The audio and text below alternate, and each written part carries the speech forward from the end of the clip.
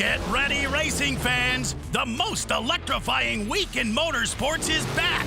October 6th to 11th, Oswego Speedway transforms into the Clay Palace, the ultimate battleground for Super Dirt Week.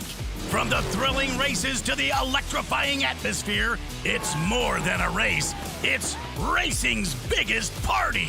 Don't miss out. Super Dirt Week 2025, October 6th through the 11th. Now, stand back for your own safety. Steve, what's up? Congrats on the win. Thanks, Steve. Where Paulie at? Here we go.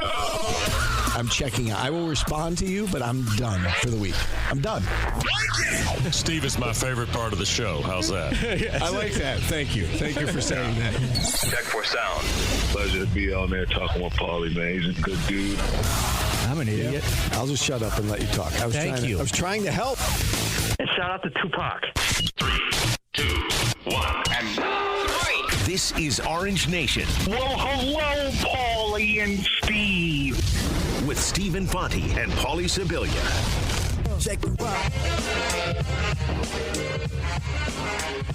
Good afternoon, everyone. Glad to have you with us alongside Paulie Sibilia. I'm Steve Infanti. It's a Wednesday edition of Orange Nation. We have made it to the middle of the bye week. We've got Donna Ditota, basketball writer for Syracuse.com. She'll join us at 12:30. We'll talk ACC Media Day with Donna. She was down there covering the team. And then Jackson Roberts, 1:30, MLB writer for SI.com. 4 elimination games today, starting at 3 o'clock. You can watch 9 hours of baseball straight if you want to today. You know, Govendo in our chat just said something the announcer said when Judge hit the home run last night, that Judge had his moment. Was that a moment if you're down 2 games already and he hit a home run in the postseason that potentially could just be nothing? Well, I think that's the key right there, is that it potentially could mean nothing, but it could potentially mean a lot, right? Yeah. You know, so we'll wait and see. But if they come back and win this series and they go on a little run here, then I think we will look at it as a moment. Listen, not to jinx them, but Cam Schlittler on the mound tonight. Blue Jays are going bullpen game. You have to think advantage Yankees, especially the way Schlittler's been pitching. And, you know, that Blue Jays bullpen has been a little unreliable. So is the Yankees, although the Yankees bullpen last night was lights out. If you can get it back to Toronto, anything can happen in a one-game, winner-take-all situation. So it's great that he extended the season and extended the series. If it turns into something, I think we may look back on it and say, man, that was quite a moment. Jazz Chisholm's bat flip, I thought it was the greatest bat flip I think I've seen in a long time. That was awesome. I love that guy. I don't know why, but him. He's got some swagger. Him and Tatis, I think they're my 2 favorites. That was some comeback last night, though. 6-1, dead and buried, and they chipped away, and, Judge hits the homer to tie it, and you felt like at that moment that it was, okay, Yankees are coming back and winning this thing, and there's at least going to be a Game 4, and there will be a Game 4 tonight. The Tigers-Mariners, 3 o'clock, and then there's baseball the rest of the day. Yeah, are we also really banking on that Schlittler's going to be that good again? I don't know that he's going to be that good again, but I think the fact is you're going up against the Blue Jays bullpen that is mediocre at best, and I think again, I'm not trying to jinx it. I'm knocking on wood here, but I think advantage Yankees with the pitching matchup tonight. Although you probably could have said the same thing last night, and that didn't work out in their favor, at least with the starting pitching. But they got to the Blue Jays bullpen, and the Yankees bullpen for once was really good. I hate when my favorite team faces bullpen games, and I don't like bullpen games because hard to get in a rhythm. Yeah, you can't read a pitcher. I know if one guy goes bad, it ruins it for everybody, but also if you can't figure it out on one guy real quick, you're in trouble.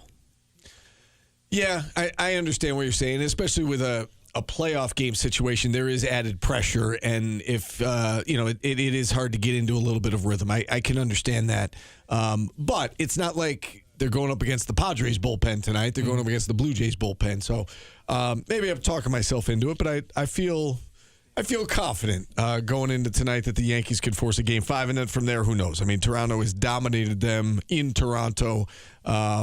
And, it's hard to beat anybody 3 times in a row, let alone, the way the Blue Jays have owned the Yankees this year. So they kind of dominate. Like, it's hard to lose a game if you score 6 runs. Right.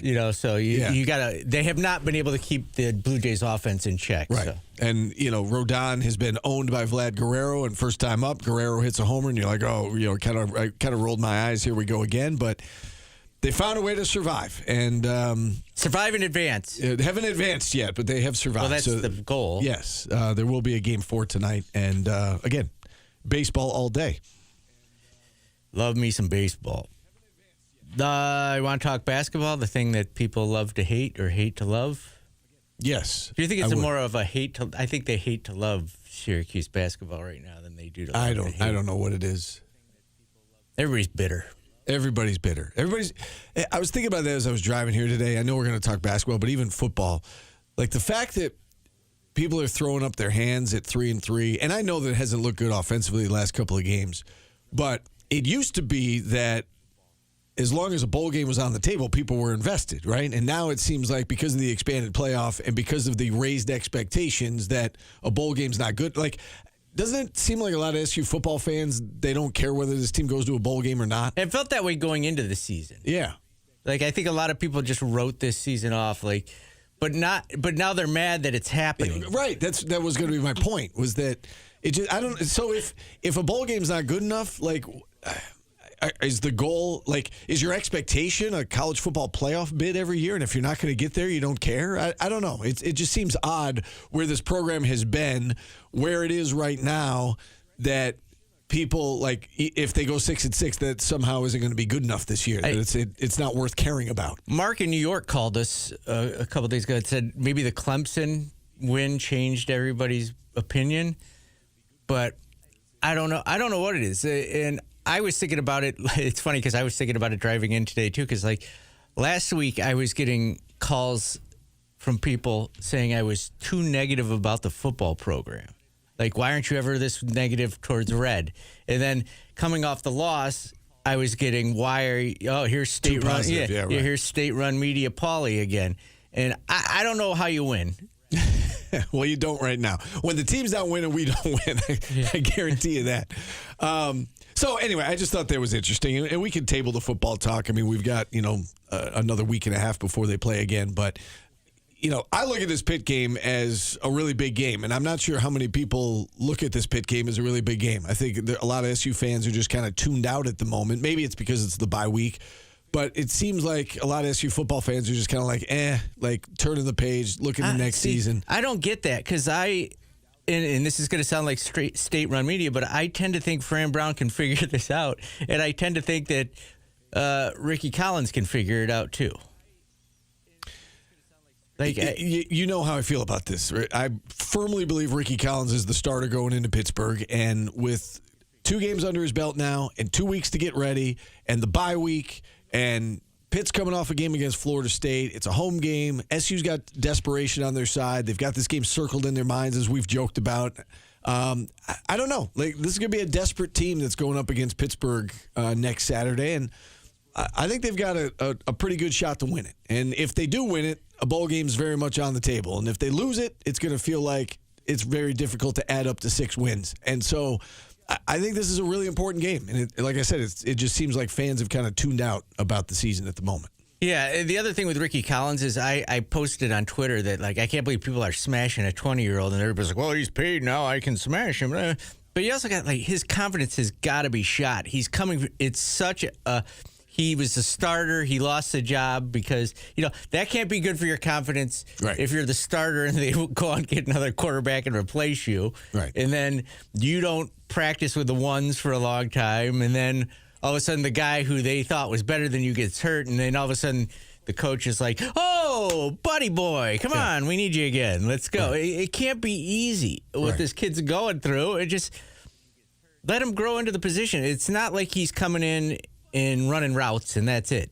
He's got a lot on quarterback. His plate. Yeah, a lot on his plate. Hasn't played a lot really hasn't played at all in 3 years. So, see, and this is what Michael Antonio says: if the quarterback's not improving quickly, there's little reason to have. It's not very rarely. Everybody's like, well, look at the Pitt quarterback. Very rarely does a freshman just step in and light it up in his first game or his second game. Right. You got to grow. It's not a thing where you can get better immediately. Like, if you came to me and said, what needs to improve on Syracuse that can improve quickly, it's defense and tackling. That needs to get better quick. And you've seen glimpses of that too, right? Like the Clemson game, they tackled very well and they kept everything in front of them. And defensively, that game, they were lights out.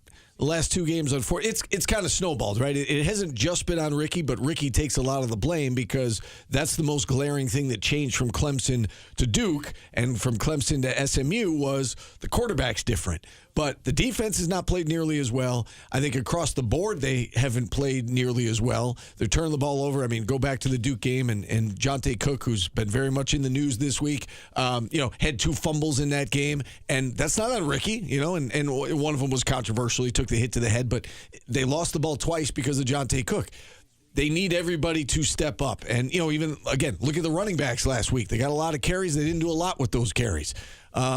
So it's across the board. There's plenty of blame to go around, and it's just Ricky, unfortunately, is shouldering a lot of the blame because, A, he's the quarterback, and B, that's the most noticeable difference from Clemson to where they are now. The other thing that is weird to me is, like, grown-ups deal with adversity, especially if they get paid to do it. Yeah, they do. But just because somebody gets paid doesn't mean you can be an ass to them. Right? Who was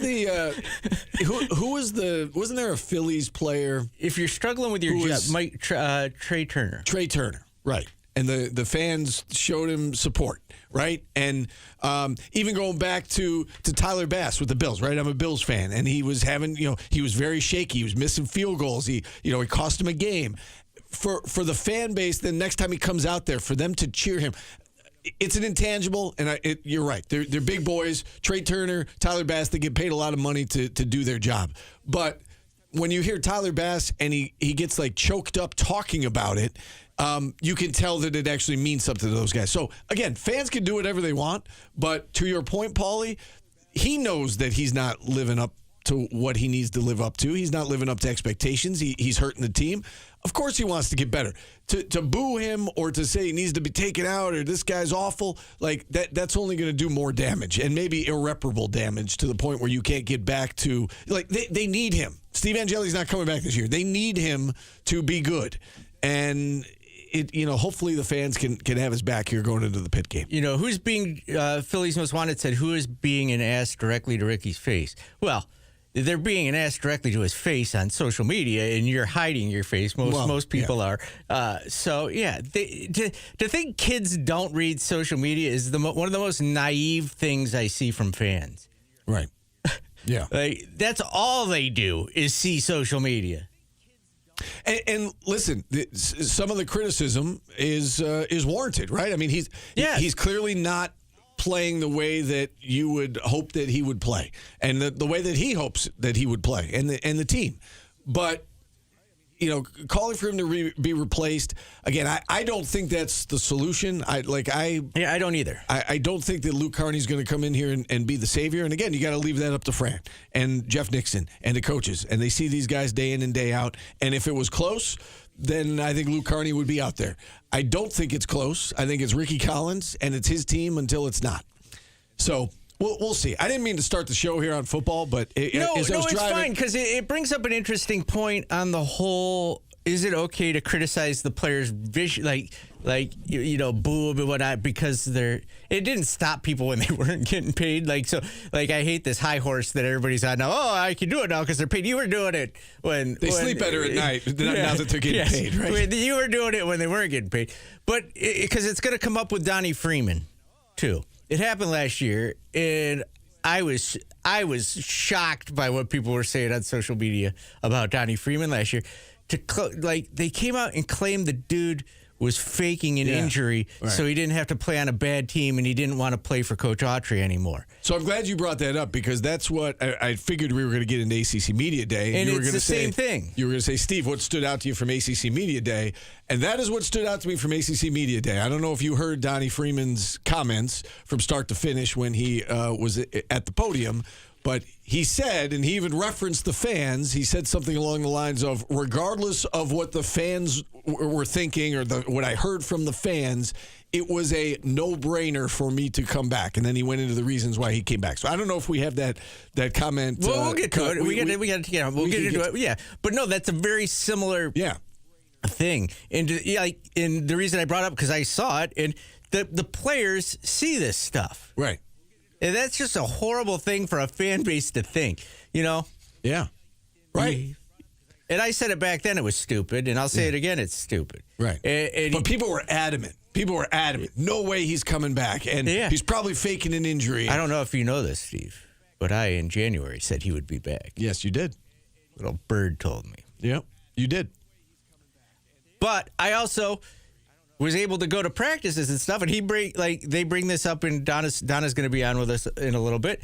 In her story, when I would go to practice, he was at every practice on his iPad, watching defense, watching what they were running on offense. He was completely invested in coming back to Syracuse University. Pat me on the back, Steve. Do it. Well done. You deserve flowers. Praise me. You deserve flowers.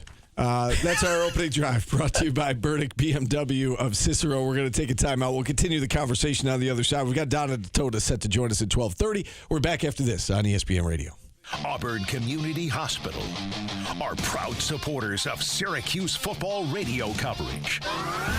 We are the pulse of the orange. ESPN All right, Boss Sandwich. It was, first of all, coaches can't tell you the injury Syracuse's award-winning Halloween haunt but if you read it, you'll find out why nobody said anything. 5 bone-chilling haunted attractions under one roof. Coming up. Inside CNY's largest warehouse full of fear. Open every Friday through Sunday in October at 1 LePage Place in Syracuse. Gaper, Don't be I left am in the joking. dark. I Grab say your that all the tickets time. now at the Fright Nights.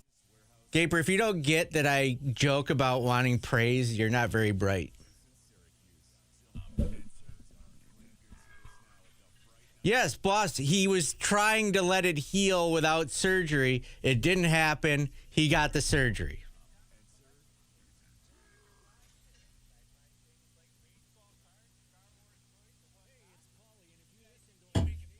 You can't hear us?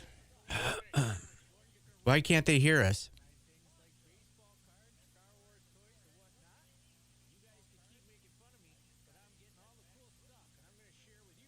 I don't know. Yes, I am brilliant. Brilliant. Praise me. Okay.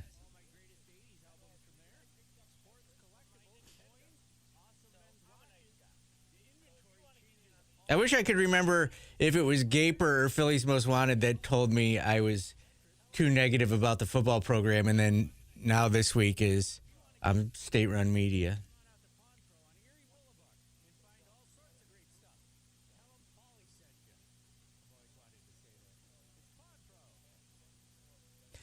Dominic, I've been saying that forever. The recruits wouldn't still be coming.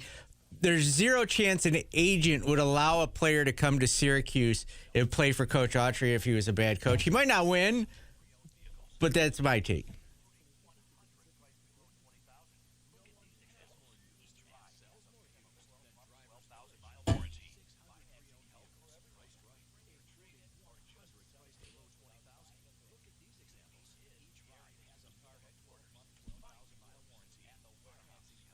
Someone said, why aren't you this negative towards Autry as I am to Fran?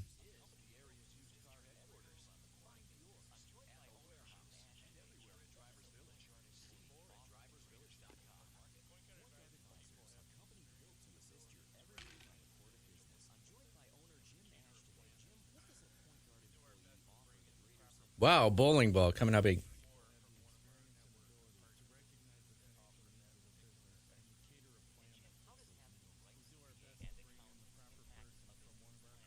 Tell me how it's happened. Like, I'm sure it has happened, but it's only been around for 2 years.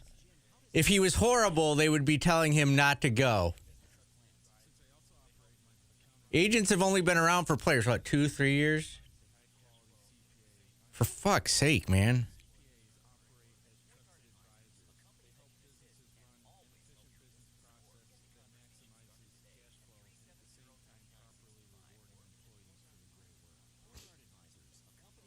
it's much different than the NBA, too, because the agent's got to be like, you're not going to get to the league if you play for this guy.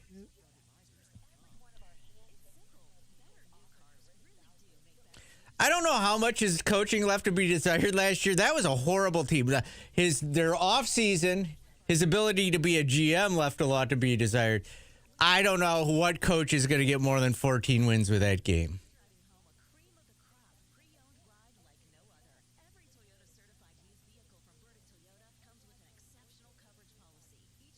If you had a different coach, same injuries, same players, I think you're around 14 wins. Maybe you're better than you win the Lemoyne games and whatnot by a little more, but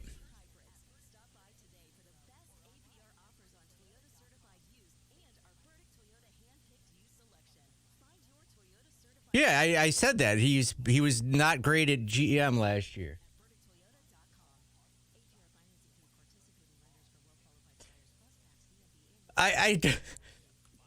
I think it was the roster more than the defense. Like they coached the defense.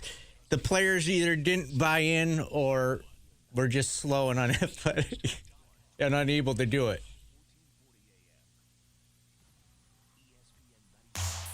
Putting on the Ritz, Steve.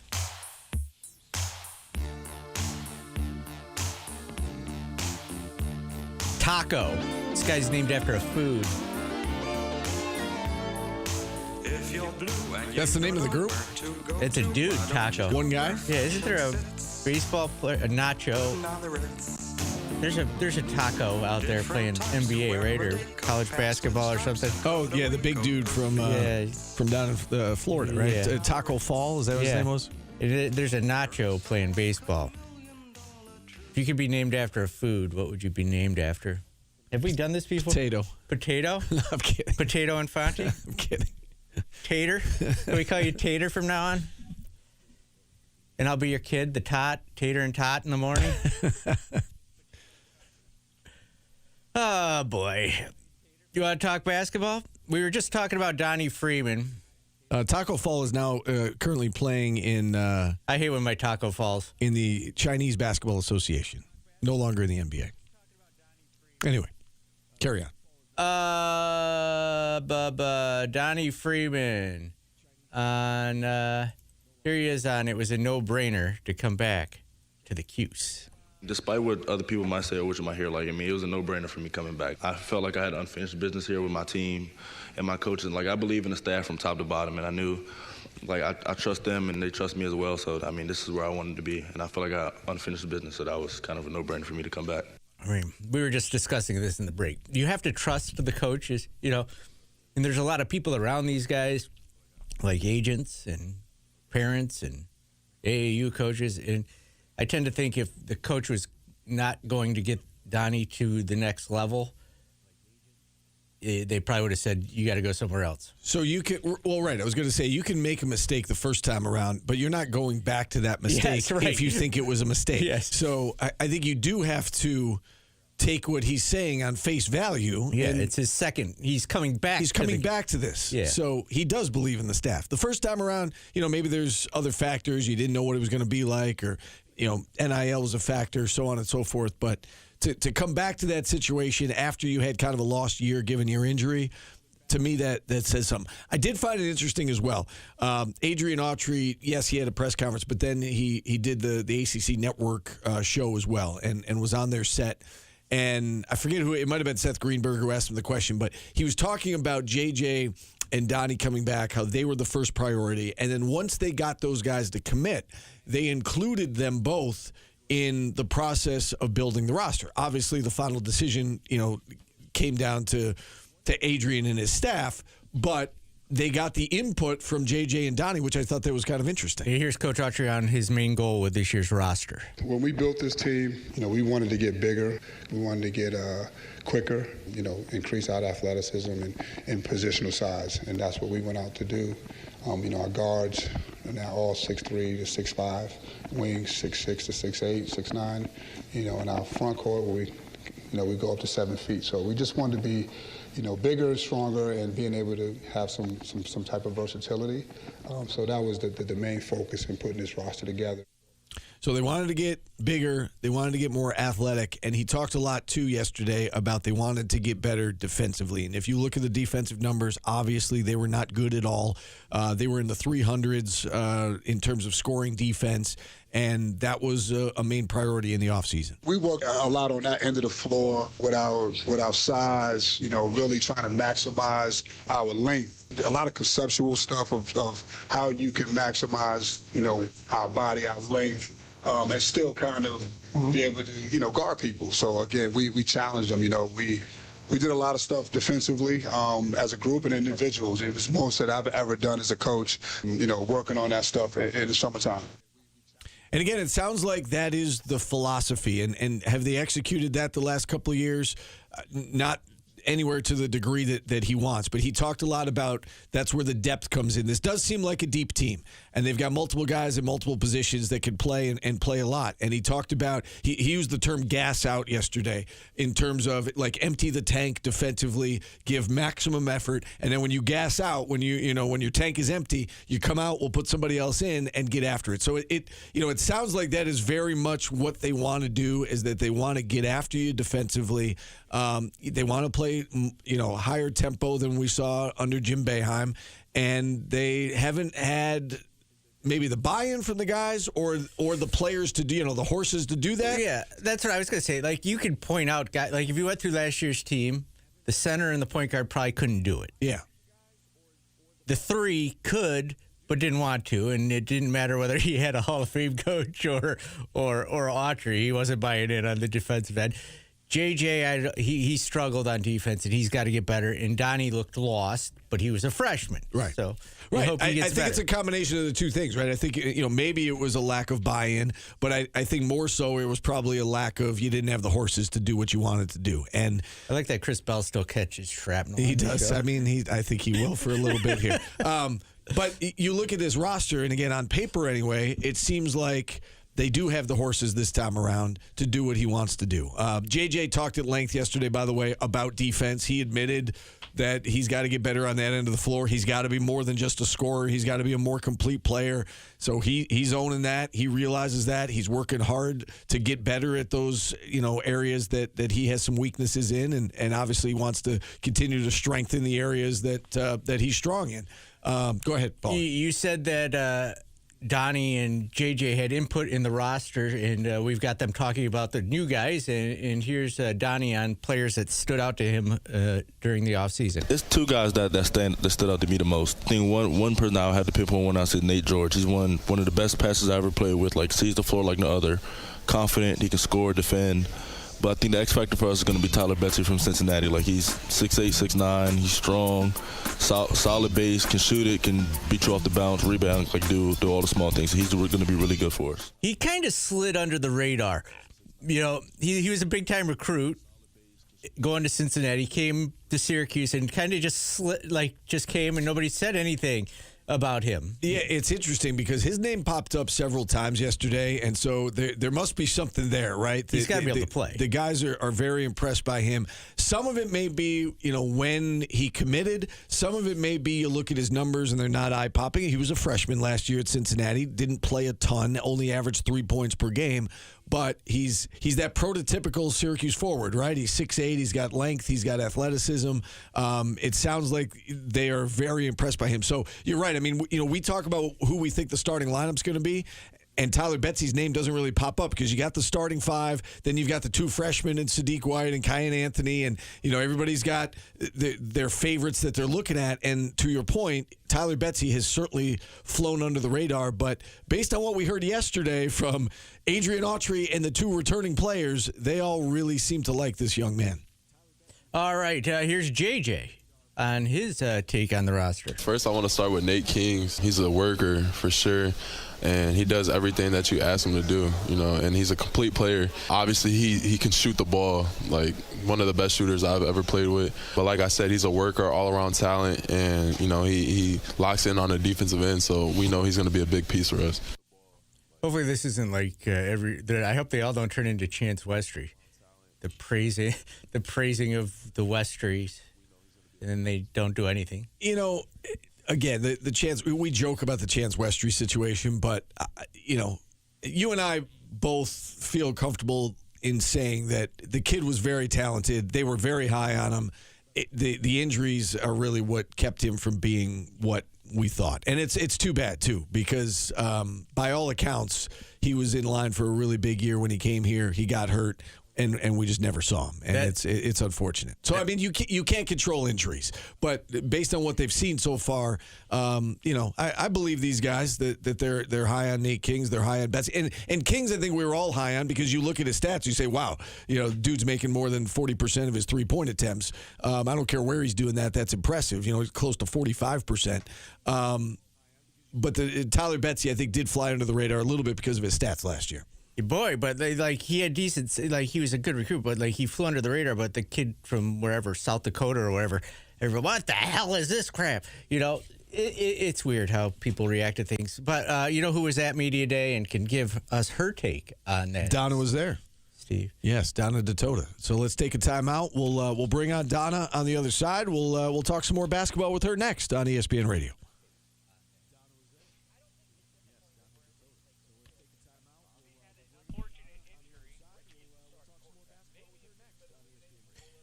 Philly's most wanted. The coaching staff was really high on Westry before he got hurt the second time.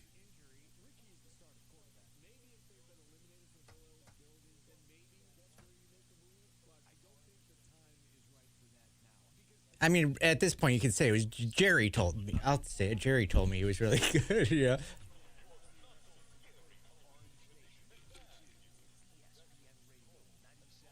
Yeah, Philly. Do you think Jerry McNamara knows what he's talking about? He got hurt again. I mean, he probably can't move hardly anymore. He was always a mirage. You know everything. You know stuff. Obviously, you don't have to be so snarky. Yes, he was in line for a big year, and I feel confident saying that.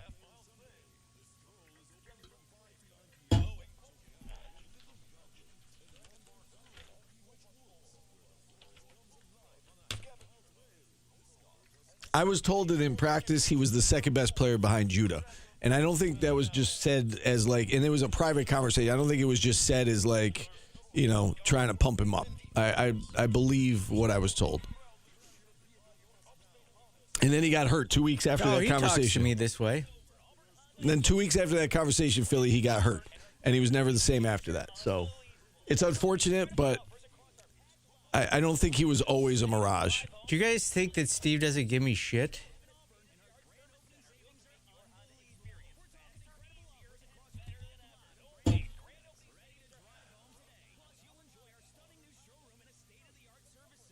If you love Steve, you are not a good person. That's a good point. Yes. Do I think he told me in a private conversation he was the second best player on the team because he was his recruit? No, I don't believe that for a second.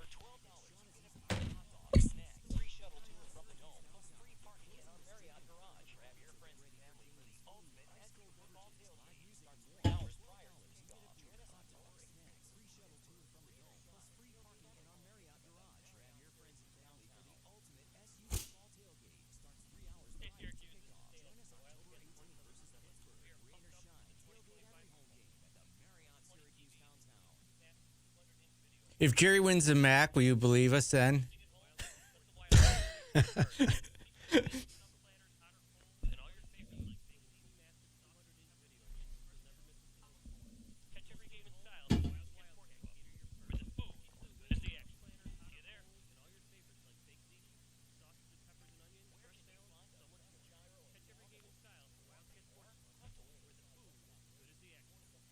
I like that you guys think that I'm just like this snarky ass off the air, too.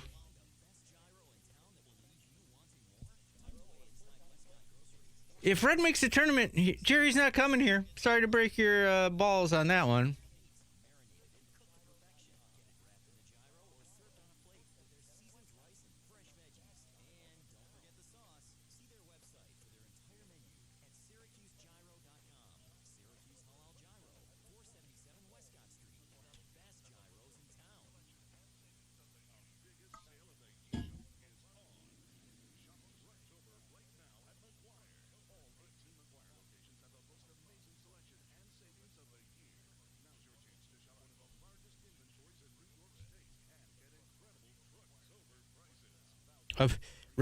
Mello predicted a Final Four. How did I miss that? Yeah, no, he did.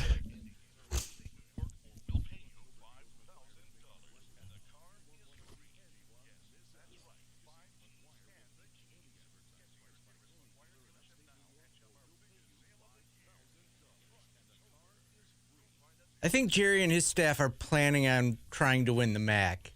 They're not thinking about being at Syracuse.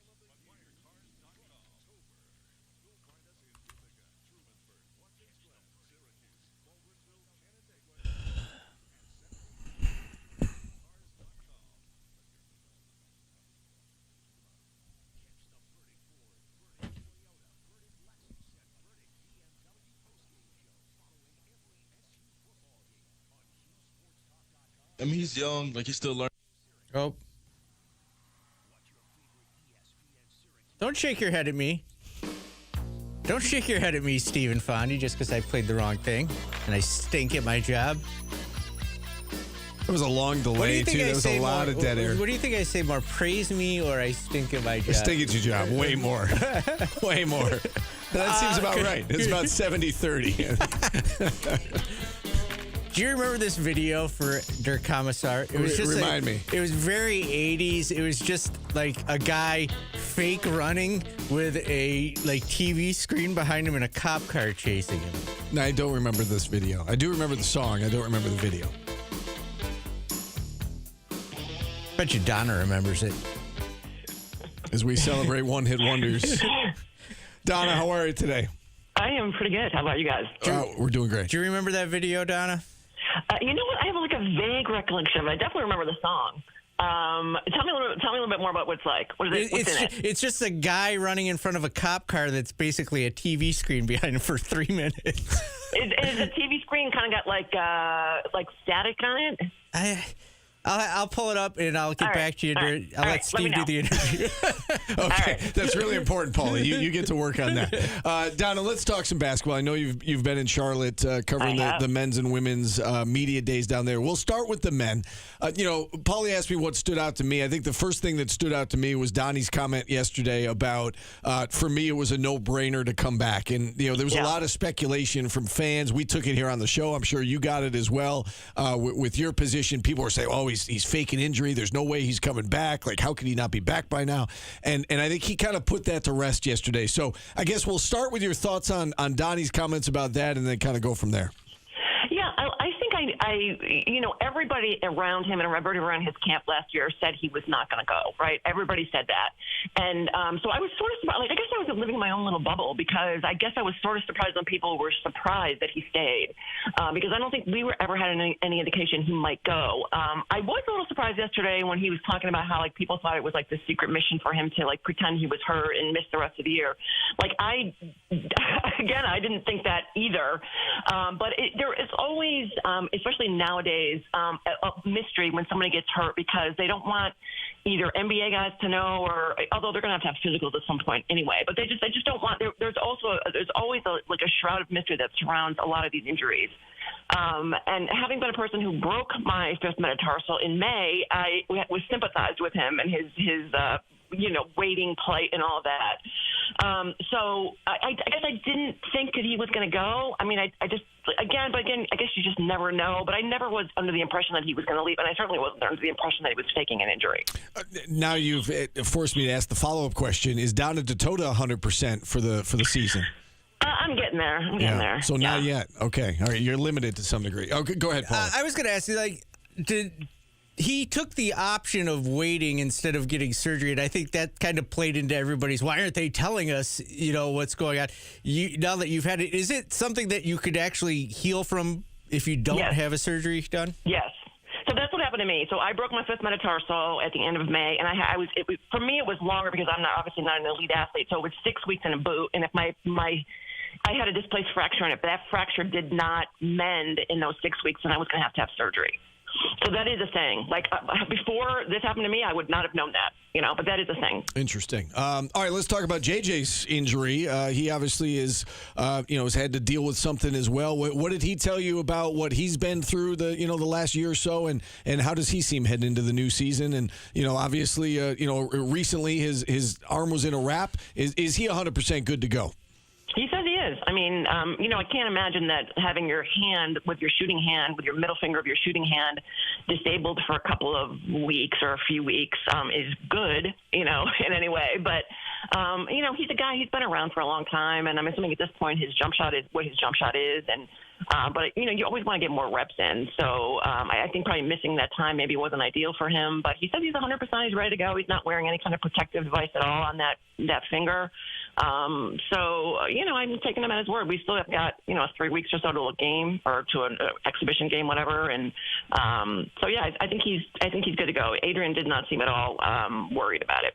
One name that we kept hearing yesterday pop up on multiple occasions, Donnie in particular brought him up, but his name popped up a few times. That was Tyler Betsy. And, Paulie and I were talking that he's kind of flown under the radar to some degree when you look at the roster and projected starting lineup and, first guys off the bench. I think, we look at if those two freshmen in Anthony and White aren't starting, they're probably going to get a lot of time off the bench. Where does Tyler Betsy fit into this? And have we kind of overlooked him to some degree? Well, you know what? He's a guy that Syracuse really wanted when they recruited him out of high school. So they have been high on him for a long time. I think they like the fact that he's got good size, that he can score. I think they like a lot of things about him. And, for us, for you and Paulie and me, we haven't seen the team play at all. So I have no idea, honestly, if he's good or if he's not good. Sure. But, all we can go by is what the players have told us, and they say he's been really good in practice. So, again, he was a guy I know that they were happy to have, since they really went after him when he was in high school and didn't work out in Cincinnati. So now here he is in Syracuse. He has got really good size for a wing. Yeah, 6'8", and does seem like that that prototypical Syracuse forward, right, that we've gotten so used to seeing in this program over the years. Kyan Anthony's another guy that obviously Adrian Autry and the staff desperately wanted to get for a lot of reasons, and they got him, and he's coming here now. I keep hearing about how Mello and Lala have done such a great job keeping him grounded, and that he's just one of the guys, and that he's going to earn everything he gets, and he fits in with his teammates, so on and so forth. What are your expectations for Kyan here as a freshman? What are realistic expectations for the fans to kind of come to the season with when it pertains to him? Well, I kind of feel bad for Kyan a little bit, because everybody's asking Adrian about Kyan, right? He's going to get asked after every game, after every place he goes to into a new arena. Somebody's going to ask him about Kyan, and it's a little bit tough, I think, for a young man who has not played any college basketball to have that burden of expectation, especially since your dad is a basketball Hall of Famer and a guy who carried this program to an NCAA championship. I think he's a really good scorer. He has a lot of work to do on the defensive end. I don't think he was a great defender in high school, because he was a great scorer in high school, and I think it's very hard to be great at both of those things. I don't know. I mean, JJ has said he's been great to work with. They've gotten along really well. He works hard. I think his body has gotten a little bit bigger, so that was an issue too. Like, can he get in the lane and not get bumped and all that? But I think they have a lot of options this year. I think they have a lot of scoring options, and I think he's going to be one of those options. I don't know. I don't have great expectations about him, because I've been in this business a really long time, and I understand how hard it is for freshmen to have great seasons. Like, I think Donnie had a great year last year in the limited time he played, but I think nobody really paid too much attention to him outside of us in Syracuse. Yeah, Kyan put on 15 pounds apparently, according to Adrian Autry, since he's been on campus. That's certainly a good sign. The freshman 15, but in a good way, Paul. I think this was in a good way. The preseason projections that we've been seeing, I'm sure you've been seeing many of the same ones. We've seen as high as 6th in the conference. We've seen as low as 12th. The answer might be somewhere in the middle. I mean, what are you expecting? Like, where would you put this team, I guess, in the pecking order? This is something I am absolutely awful at. Like, I've not seen them play a minute of basketball. So for me to sort of project where they might be is really hard for me. People ask me all the time, like, do you think they'll be better? Do you think they'll be good? Yeah, I think they'll be better, just because I think they're much more athletic. I think they're bigger at positions they need to be bigger at. And I think you're going to be able to score. My big thing, and Adrian was asked about this a lot yesterday, was can they guard anybody? And they haven't been able to guard anybody the last few years, and that is a huge problem. I mean, if you're depending on your offense to score 80, 85 points a game to win games, it's going to be a tough season because there's going to be defenses that are going to lock down your guys, are going to slow down the pace, and all this stuff to detract from your shooters. So, I mean, the big thing for me is can they guard anybody and can they rebound? And I think they're going to be – I think they've got a ton of scores. I think the scoring is not going to be a problem. And they got a true point guard who I think is very good. With the way the schedule breaks down, we'll be able to tell if they're better, but the record might not be, where you want it to be and still be better. How important is it to get at least one win in that Las Vegas tournament? They have to get at least a win. They have to get at least one win there. I mean, if they can win 2 games, that's phenomenal. But they have to win at least one game there. I think just to preserve the thought that you can play in the postseason, you have to beat a really good team at a neutral site or on their home court, and they're not playing any true road games this year, except for Drexel's really not a true road game. So I think they have to win a game there. I don't think there's any doubt about that. Go ahead. Well, I was just going to they didn't catch any breaks in that, when they put that tournament together for him. Red had to be field. Like, man. Yeah. Yeah, it's a tough field. I think anybody who you got was going to be a challenge. Yeah. Yep.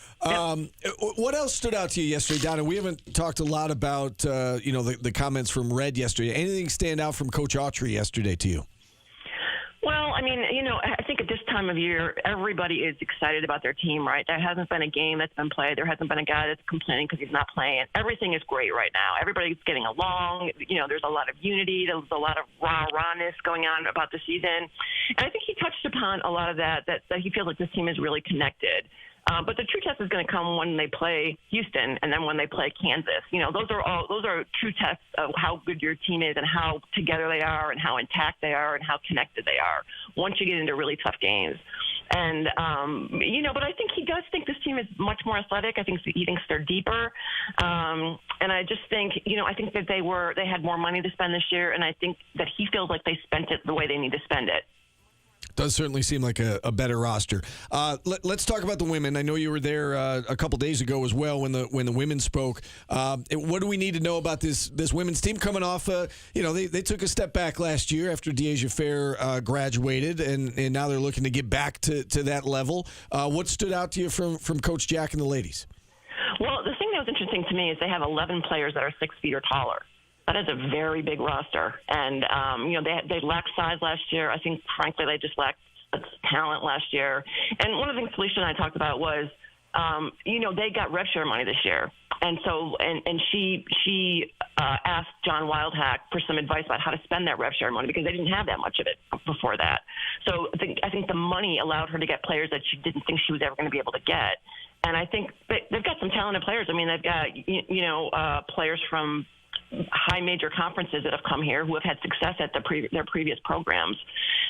She's very excited about a center that they got from Japan. Sophie Burrows is back who can really shoot the ball. Layla Fija, who was at Media Day, was a phenomenal scorer in Michigan and apparently a very, a lockdown defender. So I think they're bigger, and I think that they just have more talent than they had last year. Anything else, Donna, before we let you go that's on your mind about SU men's or women's basketball? Well, I mean, I think both teams are probably going to be better this year. And again, I hate to make any kind of predictions before I see a single minute of basketball, but it just seems like the roster composition of both of those teams is better. So I think if you're a fan of the men or if you're a fan of the women, I think it's going to be better this season. I like it. Optimism. Go ahead, Paulie. Dirk Commissar. The guy's just running in front of there's no static. He's just running in front of traffic and cop cars. I think we all collectively need to watch it at some point to remind us. I have it. As soon as I get off the phone with you, I'm going to call it up on my computer. I cannot wait to watch it. I have it. Look, this is I'm 53, so I don't know how many people are going to remember this. But they used to have video places at the mall where you could go and shoot your own music videos. Do you remember those? I don't remember this. I'm older than you, and I don't remember that. Yeah, there used to be places, and you could go karaoke, and they would let you make a music video at the mall. I don't remember this. Yeah, as a matter of fact, it was right next to Kaufman's at It was Carousel back then. And Carousel, yeah. Yeah, so you could do it. It's very similar to one of those that they would allow you to make for yourself. So very low budget. That's going to be the highlight of my day at this point. I can't wait to get on there. And I see that must be video. the only idiot that went to one of those and made a music video with my friends. I think so. That's why they're not in business anymore. Donna, be well. Speedy recovery with your injury there, and hopefully we see you soon. Yeah, we'll see you soon. Thanks, guys. Have a good rest of your day. You as well. Donna Ditota from Syracuse.com joining us. We'll take a time out here. We'll check in on the market. We'll wrap up hour number 1 next on ESPN Radio. Here, Steve. Oh, yeah, I don't remember this.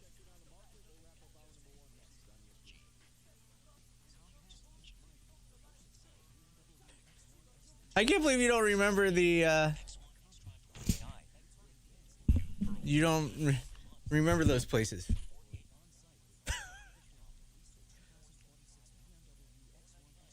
Do we take requests? What do you want to hear?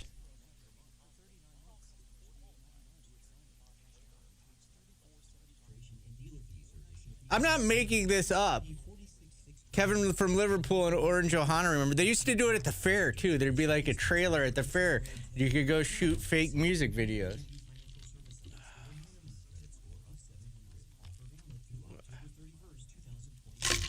Pepperidge Farms remembers. That's funny.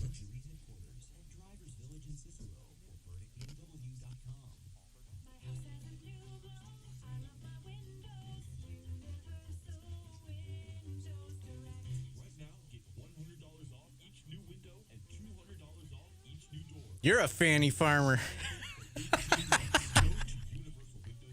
That's a great insult. Be a star? Is that what it's called? Hey, Steve, you're a fanny farmer. Remember Fanny? Who was the Fanny on Match Game? Fanny Flag?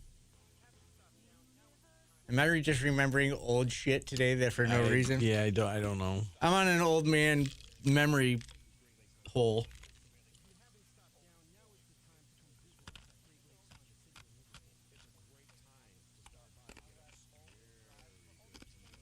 I just got a text message from somebody says they actually had one of those karaoke music video places at Shoppingtown around 1990 or so. It was located down by the barber shop on the bottom floor. Save that. We'll talk about going.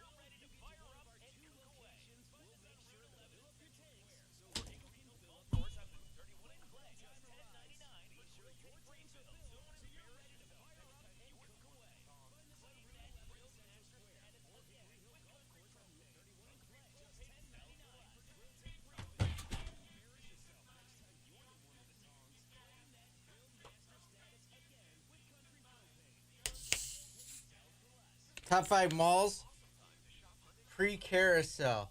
Well, if you went by mine, it would be Camillus, Shoppingtown, Fairmount Fair, Penn Can, Great Northern. Great Northern was so... Great Northern was like a whole different world. Yeah, it was like a different universe. Alphabet Guy, I knock on wood, I feel good about their chances tonight.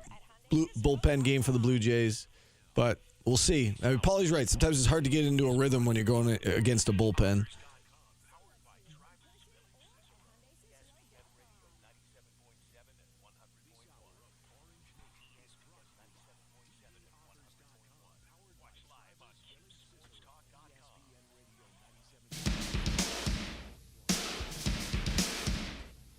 The drummer on this song, not a one-hit wonder. The lead singer of this song, also not a one-hit wonder. But when they're together, it's a one-hit wonder. It's Frida from ABBA and Phil Collins. I had no idea. I know there's something going on, and I bet you there's something going on in the market, Steve. Well, we're about to find out. Let's bring out our good friend Lee Baldwin from Lee Baldwin & Company. Lee, what's up? Hey, guys. There's always something going on in the market. We did have a 7-day winning streak broken yesterday, but we're bouncing back up today, led by the NASDAQ up 178 points. Our diamond this morning this afternoon goes to gold, the precious metal, trading over $4,000 per ounce. And Flying Taxi Company, Joby is our dog, down 7%. They announced another stock sale, boosting their bank accounts a bit so they can eventually take flight. Lee, and there you have it. Lee, I got a question for you.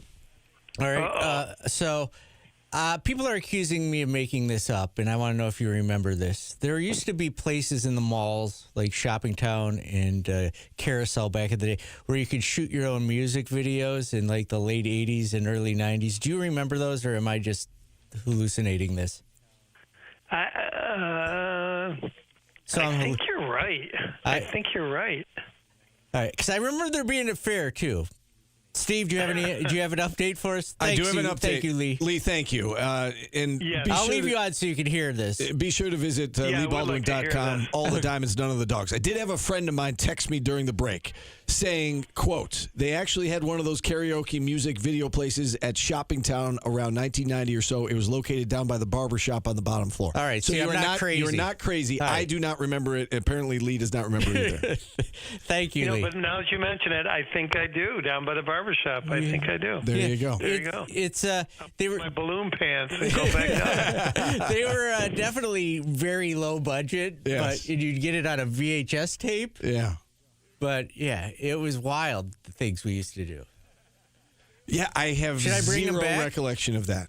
You're going to start a food truck? Should I bring back lip-syncing music videos? You want to do it together? We could have that as part of the food truck. So like, while while you're you wait for your food, right? Yeah. You shoot a music video. And then we could park it at the amp for the concerts. It'd be perfect. Oh, I miss the mall days, Steve. Life was simpler time, yes. So carefree. Your parents would just drop you off, and you didn't you acted like an idiot, but you didn't do anything to get in trouble, and you just had fun. Like I remember going to the Carlsbad Mall and just sitting in the arcade all day, going to Fairmount Fair, having a slice of pavones. Oh yeah.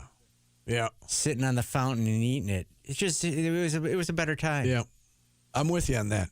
That brings back memories for sure. I can smell the place. Yeah. I could smell the mall and the chlorine from the fountains, and going to like the record store and just spending hours trying to pick the one record you're going to buy with your allowance. $10. Oh, that was the good old days. I didn't have idiots calling me stupid and telling me I didn't know anything about sports. You probably did. It was just your friends, though, right? Yeah. I was definitely an idiot back then, but I was learning on the job. All right. It's the good old days, Steve. Yeah. Go to Ames or Hills, Faze, Woolworths, Cabbages. Bitch in the way he says, yeah. Now this is my life. I talk on the radio. Anybody, you want to go to the mall later? I would love to, but I got to work today. See, now we have like big boy jobs. Go to FYI. Is that what it was? The record store that's there back in. All right. Let's take a time out. You used to go to the mall hoping you could pick up a chick. That was my FYE, sorry. The chick. The chick quotient was why you went. You never did. That was your expectation going to the mall? Yeah, that dude. When you're a teenager, hell yeah, you're going to meet a chick from a different school. Well, you said pick up, like you were. Yeah, that's what picking up a chick was back then. I don't envision you being that smooth. I clearly wasn't, Steven. I'm clearly still not. But it was the goal. Okay. All right. That's fair. It was the same reason we went to the fair. I feel like you were lying to yourself. I wasn't going to ride the Tilt-A-Whirl. Well, I was going to meet a chick from Salve. All right. Same reason I go to Fairmount Fair. All right. It's the end game. And everything else was... secondary. Yes. And icing on the cake if you got a CD or a hat. Yeah. One of the South Carolina Gamecocks hat back then was big. I remember my favorite hat, I'm going to get pushed back for this. I had a Kansas Jayhawk hat that had like the Jayhawk on it. I would buy prized possession. Back then, like now I only wear Padres hat. Back then I had like every MLB team too, and it would match my outfit. I was suave. Yeah. But I wasn't smooth. Not smooth. Okay, that's fair. Right? Yeah, am I wrong in that? Like I would like that. Put that on a poll on our chat. Like what is a teenage boy, was it your goal of going to the mall? Rule number 1 was like you were trying to meet a chick. You put on your polo cologne or you wanted to look good, feel good. Yeah, I'm trying to you put on your polo or that Dracar Noir. Showered for the first time all week, and you went. Yeah, that helps. Showering helps. All right, we'll hit a timeout here. We're going to get to hour number 2. We've got Jackson Roberts coming up at 1:30 to talk some baseball. Phone lines open until then at 315-437-7644. Starter jacket. Yeah, Ryan Mullins got it. You put on your fresh starter jacket. Did you have a starter jacket, Steve? I had a Raiders one because I had a Bills wanted one. to be a member of NWA, and I had a matching hat, and I also had a Charlotte Hornets pullover. Oh yeah. Larry Which Johnson. was the most basic thing ever. Everybody had the Charlotte Hornets because Larry Johnson. Yeah, I think it wasn't because of Larry Johnson. He kind of made that. It was the color scheme. Yeah. Nobody was like, oh, I want to be grandmama. No, they were. He was the face of the franchise. No, it's because you're a sports fan. Okay. The only reason people bought it was because of the color scheme and wanted to look cool. It didn't help that Larry Johnson was on the team? Zero effect. Okay. I'll take your word for it. Same reason I got the Raiders. The people bought the Raiders ones. So it was because NWA was wearing them. Yes. It wasn't because the Raiders were wearing them. That's true. No, that is true.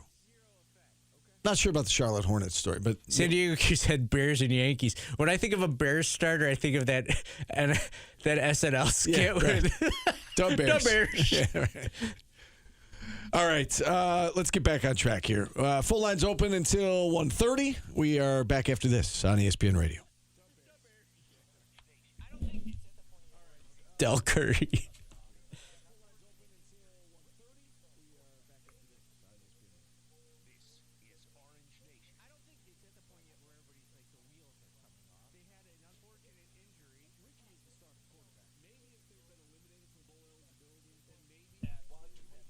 What? If I do, it's in my office. All of the flags I have are in my office that I share with Josh, and it makes me a peasant. Thank you for the chat. It's not just your office. Oh, yeah, the Mighty Ducks one, also cool color scheme. I never got a Padres star because they were hideously ugly. They were brown with the orange SD on them. No, not mic flags. The actual station flags that we bring to events. LA Kings, that's a good one.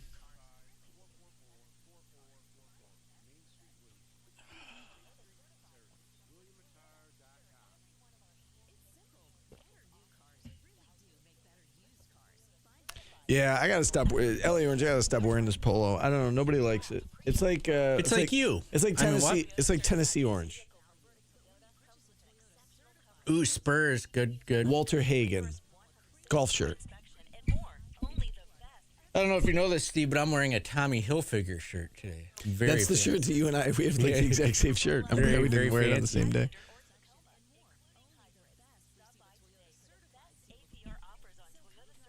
Yeah, it's orange. It's McDonald's is one of Steve's 17 jobs.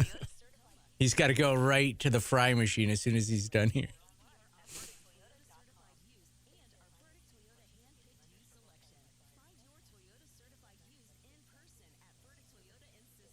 Members only jackets?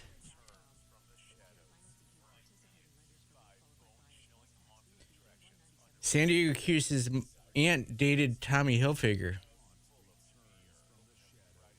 Wow. That's Do you remember Jess that worked here, Carson, on air? Yeah. She went to Nashville, right? Yeah, her mom dated Horshack from Welcome Back Cotter. Yeah.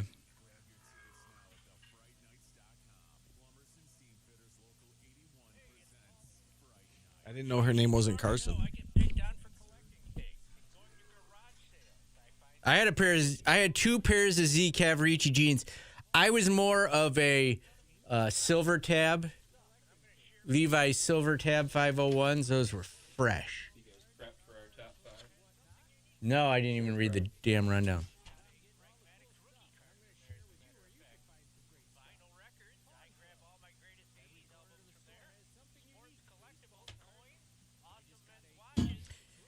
You know what cologne I really liked back then was Cool Water, and I see it at Marshall's, which means nobody buys it anymore, but I might have to buy it. Getting low. I've been using Curve. Nobody smells like cologne anymore. Like, I feel like when I was growing up, everybody smelled like Dad smelled strongly of cologne and aftershave. Okay. And now they don't. I miss smelly old men. Oh, there's a guy here who powers through that stuff. You go into the bathroom and it smells like shit and Axe mixed together. Shacks, I like to call it. The gym at Planet Fitness, the locker room at Planet Fitness smells like Axe too, because a lot of people spray that shit on themselves to cover up their post-gym stank. I was like, why is everybody saying hi to Katie? But now I see Katie was in the chat. I was like, Katie's not in here. It's Tim. It's not Katie. Yeah, I miss smelly old men. Thank you.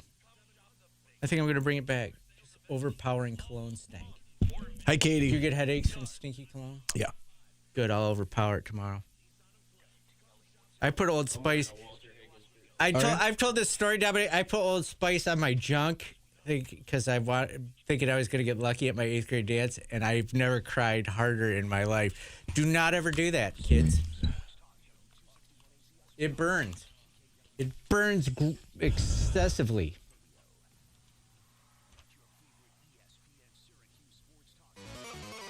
Welcome back to Orange Nation. Sorry, I was just doing a PSA for our chat. Cuse Sports Talk. Go ahead. You stink at your job. Go ahead and say it. Why? Because you said like sorry. 2 seconds to late. Okay. All right. I wasn't going to do it there. But do you think I stink at my job? No, just sometimes. Not all the time. I was helping the listeners out with a little help, like safety tip that I can't talk about on the air. No, but we all know now. So don't do that. I won't. I never have and never will. We're driving into our second hour. It's brought to you by Burdick BMW Cicero as we welcome in our good friend Tim Leonard. What's up, Tim? Well, we're going to... Oh, sorry. I got turn on my mic. He stinks in his job. Yeah, we're going to turn on my mic, and then we're going to do a top 5. Is it blind rankings? No. I mean... There's really no way to do this in blind rankings. I didn't read the rundown, so I was just guessing out loud. Yeah, you need to shake it really good. And yeah, there you go. Let me get caught up on this. Okay. All right, so we're middle of the football bye week. Staple placement on our rundown. We're going to do a top 5 overlapping Syracuse men's basketball and football. We have to come up with our top 5 players for Syracuse men's basketball and football right now. This is going to be challenging, I think. It's going to be very challenging. So we're going to do them separately or just the So you top have 5 Steve Angeli on the list. Yeah. I also have Justice Ross Simmons, who may be out, too, right, based on what happened in the last game. Yeah, so I just listed a bunch of... We're doing it based on if they were 100% healthy. Yeah, I think we have to do it that way. Okay. Because if we leave Steve Angeli off, then I can see the comments already of... Don't let the comments live in your head, Steve. Or whatever the hell your name is. I stink. He's Tim. Yeah. Tim. It's all right. Do we want... I guess here's a good way to start this. Do we think that there should be 3 men's basketball players and 2 football players? Do we think it should be 4-1? Do we think it's an edge to football? So, Paulie gets annoyed when I ask questions, but I want to make sure that we're doing this properly. Yes. So, when you say rank them, in terms of Jack Stonehouse, he is a punter. But he is tough. He is the best player He's on the the best at what he does. I think he deserves probably mention in this list. Yeah. Okay, so are we doing it based on who is most valuable to the team? Or are we doing it as who is the best player? Because you're not going to put Jack Stonehouse better. He's not more of an athlete than Donnie Freeman is. Right. But he is the best at what he does.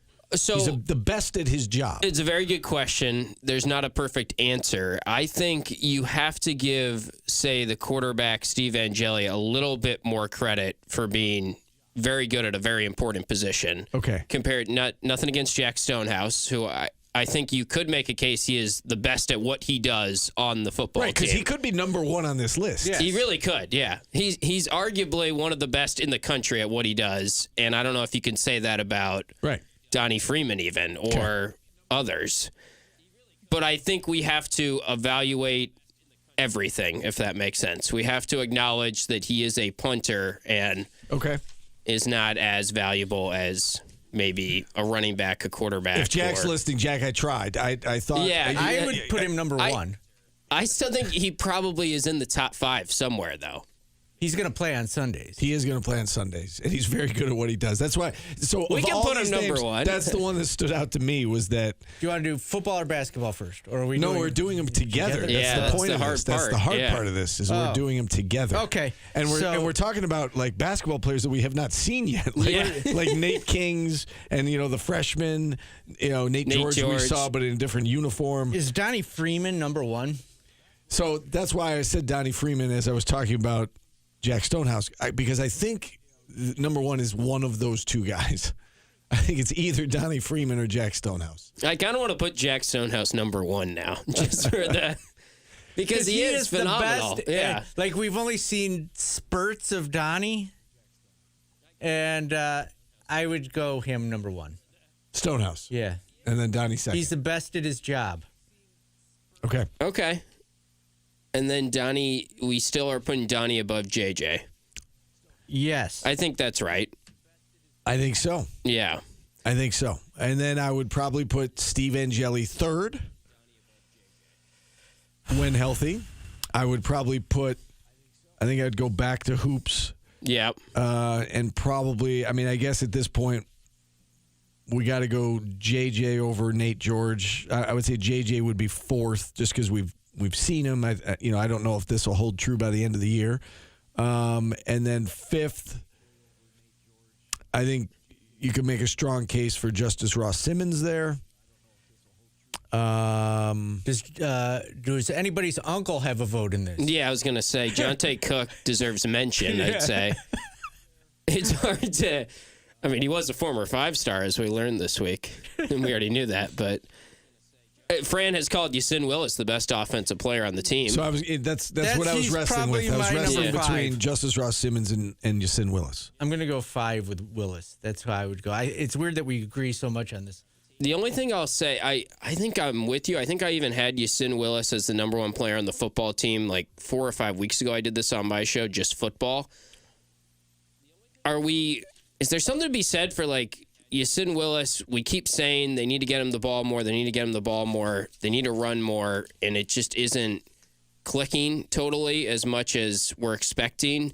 Fran, I think it was Steve Adazio who was calling the game last week, and he said Fran brought up to him that he feels like Yasin needs to just go vertical right away when he gets the ball. They were talking about on the TV broadcast, instead of dancing behind the line of scrimmage, just hit the hole right away and be a little bit more decisive, which is nitpicking because I think Yasin is incredible, and we've seen the hurdles the last couple weeks too. But I don't know. I wrestle sometimes with how good is Yasin Willis and how much of this is on the offensive coordinator not giving him the ball enough, how much of it is offensive line. Let me throw another name at you here that we're kind of just blowing over, who has a track record but not at Syracuse. And that's a guy who led the ACC in assists last year, Nate George. I agree that he's in the conversation, yes. And that's why I said that I tend to lean JJ over Nate George just because we've seen JJ in a Syracuse uniform and know what to expect. George was great, though. Georgia Tech led the ACC in assists, as you pointed out.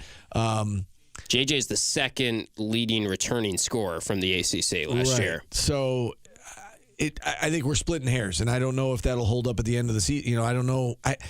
I think Nate George has a high ceiling this year. I think it's quite possible that he could be in the top 5. I do want to get back to Tim's point about Yasin Willis there for a second. So I know we all keep hearing he should get the ball more, and he got off to that great start against Tennessee, and he looked good in the first part of the season when Steve Angeli was the quarterback. I do wonder how much of it is he's been less effective because Angeli's not out there. And, last week against SMU, he got 15 carries. He only finished with 41 yards. That's 2.7 yards per carry. That's not great. He got stopped along the goal line. Again, not saying that that's his fault, but I do wonder if defenses are not as concerned about Ricky Collins beating them with his arm, and so there's maybe a little bit more attention paid to the running game. Will Nixon, 7 carries for 10 yards. They're selling out for the run. Right. So I think it's hard to judge him these last couple of weeks, and it's hard to justify giving him the ball more if he's not going to do more with it. But what comes first, the chicken or the egg? What comes first? Ricky Collins is able to move the ball through the air so it opens up the run game, or do they have to lean on the run game regardless until Ricky Collins comes? You know what I mean? It's like, what comes first? So, well, I think I just struggle with him a little bit because it's like Devin Grant is a guy we haven't even mentioned. He's a veteran guy that we kind of just know what he is now. So, like, Yasin Willis is young. He's up and coming. There's a ton of potential there. There's fear that maybe he would get poached by an SEC school. So his name goes to the top of the list, I think. But is he actually better than a veteran player on the team? I don't know. Yeah. Interesting question. It's a tough list. If I had to do my list, I am going to put Willis 5th. I think that's totally fair. That's what I wrote down. I think we all agree 1 through 4. Yeah, I could be talked into that. Sure.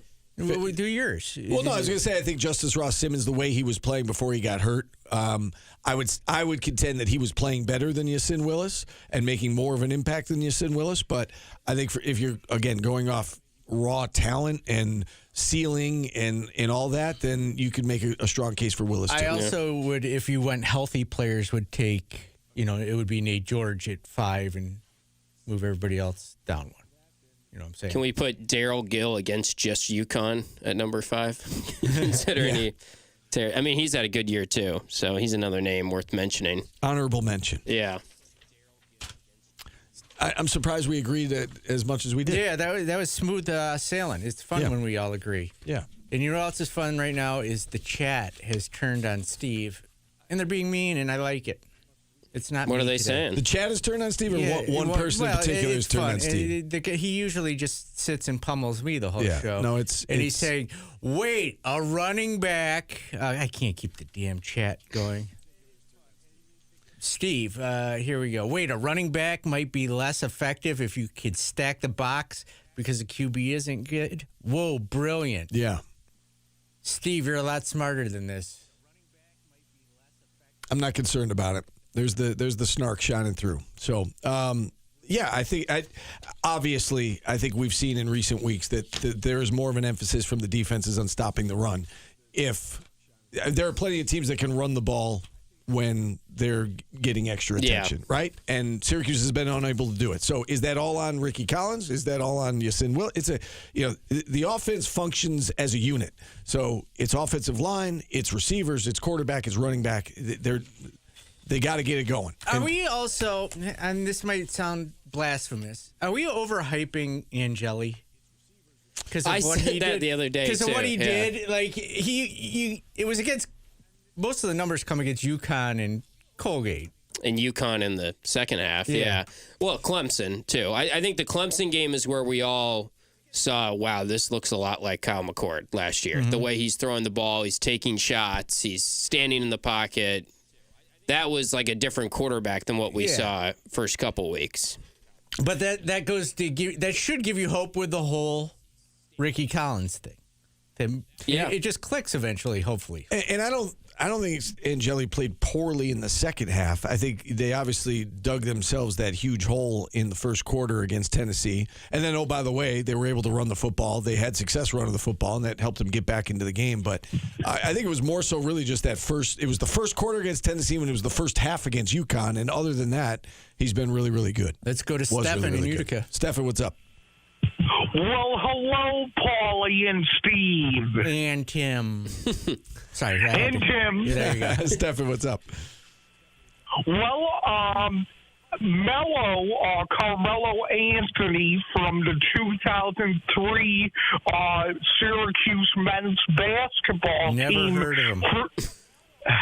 predicted that this team will make the Final Four, and I want to know who's on the roster for this year, other besides his son and Donnie Freeman. How good are they going to be?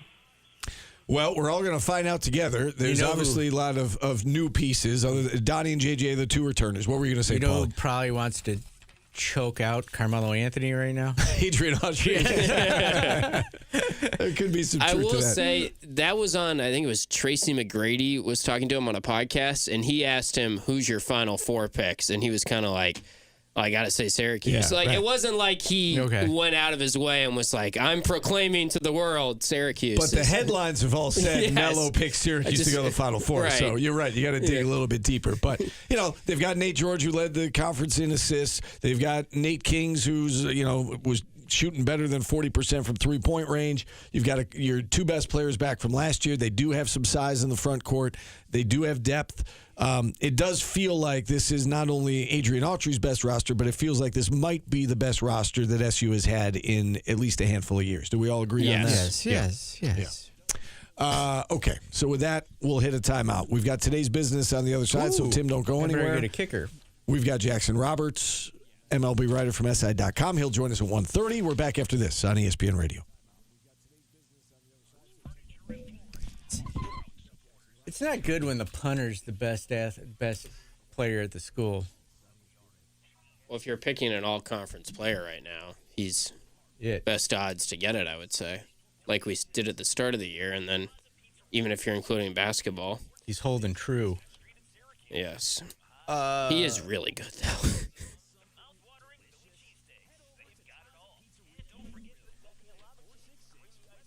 I haven't had a good decadent lava cake in a while. Do you guys see... I made goulash for dinner last night, Steve. I was bored. D1 athletes and athletic department staff are now allowed to bet on professional sports. The NCAA. That's a slippery slope. That's a bad idea. Yeah.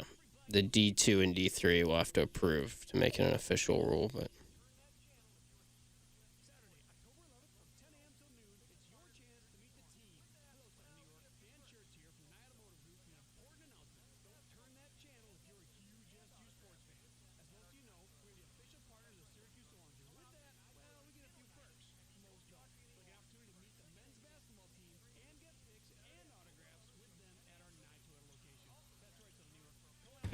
Yeah, Phil, I'll ask about MVP. I think we asked him a couple weeks back, and he said it was Judge, but yeah, I could definitely ask him.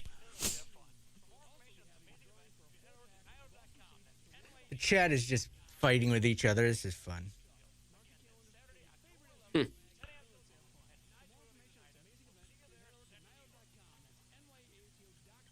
I wanted something different for dinner last night. I went goulash. Really?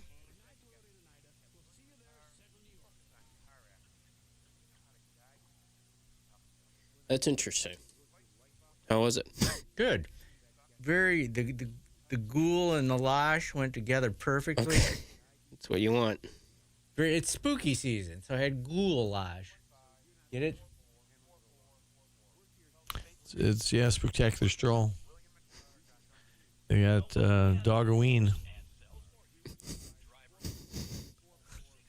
Half mile. Indy can do it 10 times. I'm just seeing these John Rothstein palpable buzz tweets. What didn't he do that for Jaquan Carlos last year? Did he? I think he was like palpable buzz about Jaquan Carlos. I got a palpable buzz. Yeah. because I've been drinking. Remember those first exhibition games? That was the takeaway. It was like, wow, Carlos, he can distribute. Yeah.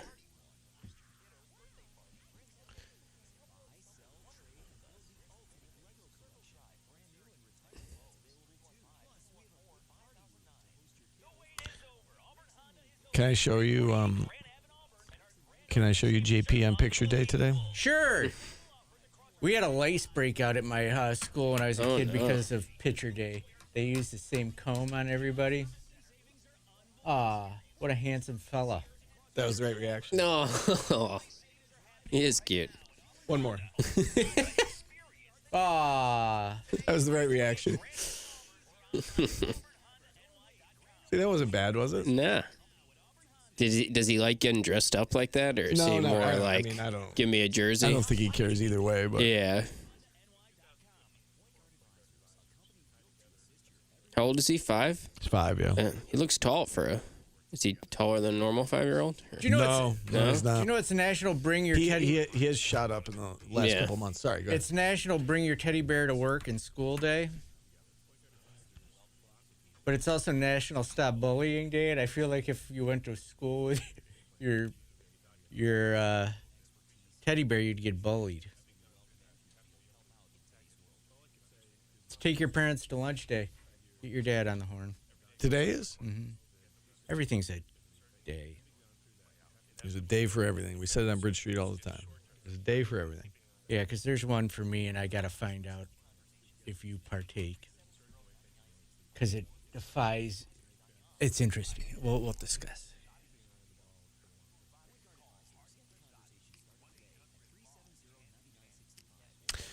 LA Orange, I have a story about a teddy bear. I will tell you in the next commercial break.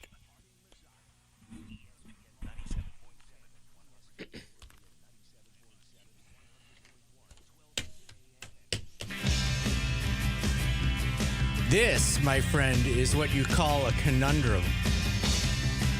Because it's a one-hit wonder, Steve. But I also don't think it was ever a hit.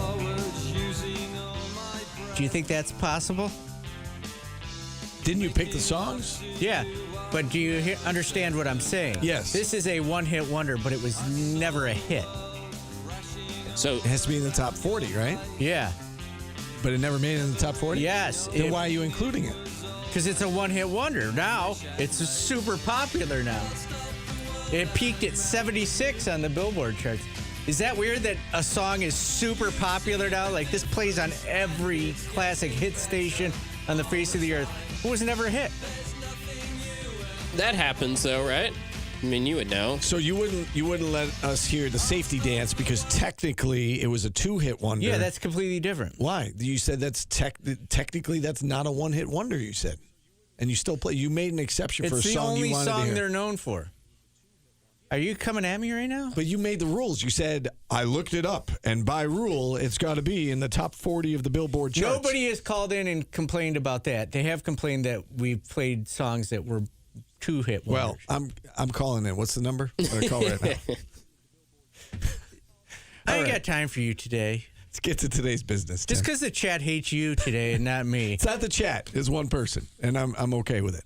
Today's business brought to you by Superior Plus Propane. Let's talk a little NFL because we haven't really this week. And it seems everyone is jumping on the Baker Mayfield for MVP bandwagon this week. I saw Rich Eisen, whose show you can listen to right after ours most days, announced that would be his pick for MVP right now. The odds, courtesy of DraftKings Sportsbook, still have Josh Allen, Steve's guy, and the Bills QB way ahead. Plus 150 right now for Josh Allen to win the MVP. Patrick Mahomes in second at plus 400. Justin Herbert in third. He's cooled off a little bit, but he's still plus 1,000. Third best odds. And then you get to Baker at plus 1,200. Do you think there's any shot Baker will win the MVP, Steve? Sure. Or Pauly? It's so early that, yeah, I think that there's definitely a shot. I would take a flyer on him, and I asked yesterday, how about throwing a buck on Daniel Jones, too? Maybe a buck on each one. I would feel comfortable with that. My knee-jerk reaction on Daniel Jones is comeback player of the year. I don't know that he would be necessarily the MVP. Although Justin Herbert, I think, Could you make a case for Justin Herbert comeback player of the year? I think it's like you said, not many people realized how hurt he was, though, Yeah, right? right. But you could, yeah. I would be kind of surprised if Josh Allen won back-to-back years because there was so much pushback last year that he won it. Now, if they go 16-1 or 15-2, then that's something. You know, they're going to win a lot of games this year, obviously, or you think they are, even though they stubbed their toe against the Patriots. But I think, you know, Jordan always used to talk about good value. I think Baker Mayfield is good value. Yeah. You know, for what he's done for that team, his stats, the fact that I don't think the three above him on that list, I don't think any of them are no-brainers, you know. Mahomes has been there, done that. Josh Allen been there, done that. Justin Herbert's been good, but now the Chargers have been stumbling here the last couple of weeks. So I don't know. I'm a little surprised Jared Goff is as far down as he is because that offense, like you can put up video game numbers in that offense, and I know that they got tripped up initially to start the season, but Goff is 15-1. Right. So, you know, Goff, if I was going to put a buck on it, as you said, Paulie, I might take Goff on that list over Mayfield. But, yeah, I think anybody at this point, I mean, there's so much football left to be played. I think anybody's got a shot. Can I throw a story in that I completely forgot about? Yes. It's your show. Did you see the guy that said dump here and Cal Raleigh hit the home run right to him? And no, I didn't see that. That was last night. So the guy's wearing a dump here shirt, and he's got, 62 on his shirt, and the ball comes right to him. He catches it. He takes his shirt off and puts on 63. I did not see that. How that? You couldn't script that any better. That is awesome. No, I did not see that. Like, what did he have a glove when he caught it? So I don't recall if he had a glove or not, but he definitely had a dump here shirt. And he dumped it. How did I miss this? Dumped it right to him. Speaking of that, did you see in the Bills game the other night when the fan caught the ball and then immediately left? Oh, Tirico was yeah. Well, the Tirico call was funny, but like a lot of people are saying, like, how could you do that? Why would obviously he left the game because he wanted to keep the ball, but that is something that that is a souvenir that is a once in a lifetime thing, right? That Josh Allen threw you a football and you have a Josh Allen thrown football in your possession that he threw to you and you caught at a game. So I'm getting out of there too with it because I don't want to get mugged. Well, they would have taken the ball back if he stayed. Like if he stayed any longer. Do we than he know did, that he escaped with the football? Oh, I don't know. But a impossible. lot of people are saying that I never would have left the game or how could he leave the game? I mean, because it wasn't the first. I think it was in the second quarter when it happened. But it's a story for a lifetime now. Exactly. The way he handled it with the call too from Tirico, and But I mean, I'm sure that's not even going through his head. I think what's probably going through his head is and it was almost like they had talked about it before because whoever he was with, I don't know if it was his wife or girlfriend or whatever, but it was almost like she was pushing him, go. So anyway, he did not hesitate one bit. No. He got it and ran and left. All right, what's your kicker? I don't think I'm wearing a shirt that says "dump here" on it ever. It is, guys. Here, I'm going to put you guys on the spot. National Heroes Day. I got 2 national days I want to throw. Who is your hero? So you're going to roll your eyes. You're going to roll your eyes. My dad is my hero. Okay, yeah, I get that. He is. Without a doubt. Okay, outside of family members, who is your hero growing up? Growing up. Jim Kelly? So, again, mine was Tony Gwynn. Yeah. I mean, from a basketball perspective, I did idolize Bobby Hurley. I told you that. There's nothing I don't believe about that. Yeah, I wouldn't consider him my hero, but he was like my. So who was your hero then? I don't Outside know. You didn't have a sports hero you looked up to as a kid. Sports hero, or a news person, or anything that you looked up to that wasn't in your family.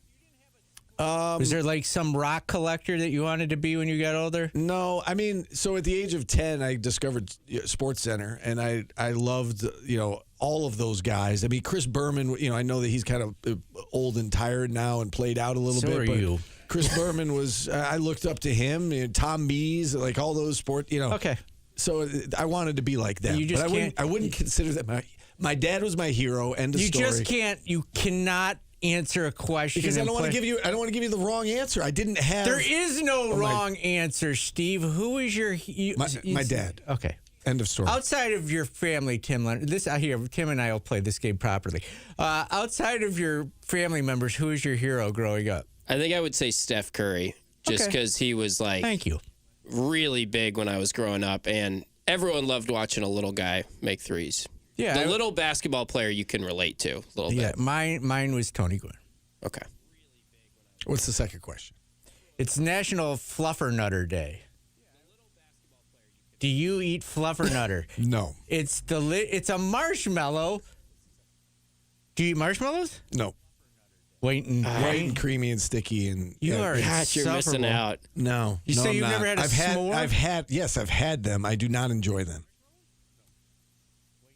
I just don't. It's sticky and you don't enjoy fun. It's not fun. No, this whole segment is just proving you don't enjoy fun. That's not fun. S'mores are not fun. They're not. What? That is legitimately that is fun as a kid. They're not. They're not fun as a kid because they're sticky. They're not fun as parents. Do you not like cotton that. candy growing up? No. No. Ice cream's too sticky? No, ice cream's okay. Okay. Ice cream's okay. So you like a nice peanut butter and fluffernutter sandwiches in half? No, not happening. Tim, you want to chime in on that? Are you? I will say I was in a position to have s'mores the other night and opted against it. But in the summertime, I feel like that's a very summer awesome. Like, you got to have s'mores. It's just, it good feels fall right. One too. Like, you're sitting by the fire, nice s'more. Okay, I don't. Lucky Charms. I'm definitely not anti-s'more. I think s'mores are overrated. This is a scientific question. Okay. Will you eat Lucky Charms because the marshmallows are colored? I mean, I've had Lucky Charms. They're not good for you, but I've had them before. We got to take a break. Poor Jackson. Steve, what? I'm trying to make you fun, and you couldn't just say, "Yeah, I've had Lucky Charms." Had Lucky Charms before, but they're not good for you. You had to follow it up with, "They're not good for you." I prefer. You are a wet blanket. I prefer the marshmallows in Lucky Charms because yes, they're hard and cooked, opposed to the gooey and sticky marshmallows that you roast. We'll take a timeout. Jackson Roberts joins us next on ESPN Radio. I've never had peanut butter cup s'mores. That sounds even better. So you use peanut butter cups instead of just chocolate? Oh, Boston cream pie is delicious. Key lime pie. I'll eat key lime pie. That's green and creamy. Yeah.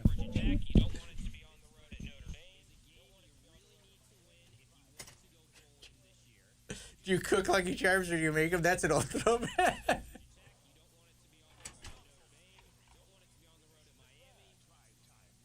You're killing me. Yeah, I'm trying to.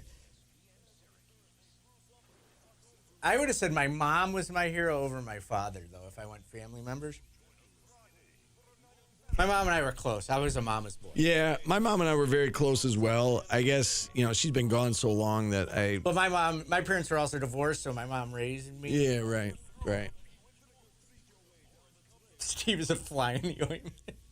I don't even know what that means. I've heard other people say that. How many times is there flies in your ointment? It sounds like something...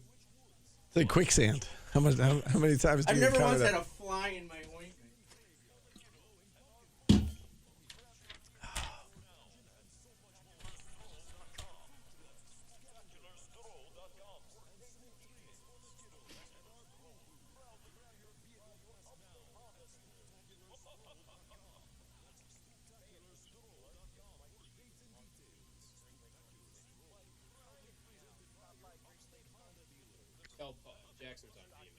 Oh, he is on VMix. Okay. Jackson, I'm sorry to keep you waiting.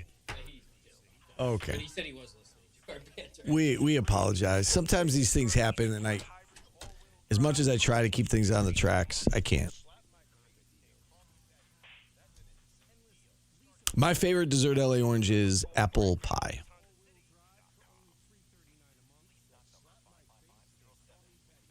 A good, warm apple pie. For me, nothing's better.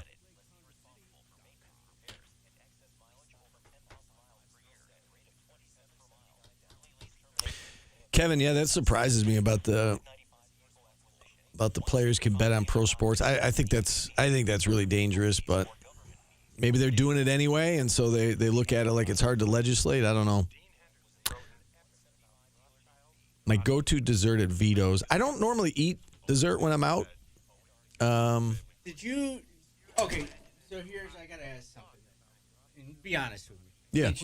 Were you just didn't want to say Hurley because of the Duke perception, and you were just trying to get out of it? Well, he wasn't my hero. No, when you think of hero, it's like everybody had a sports hero they wanted to be when they get older. Well, yeah, I said from a basketball perspective, I modeled my game after Bobby Hurley. I wouldn't consider him my hero. He was, I don't know, he was my favorite player. Is that the same thing? Yeah, you modeled your life after it. All right, never mind. I didn't model my life after Bobby Hurley. I didn't know Bobby Hurley. But I did model my game after him. I don't know. I have met Tony Gwynn. And he was super nice. He was better than I could have ever managed. Yeah, I actually don't drink milk, Big Papi. I don't drink milk either. I don't drink water. You don't drink water?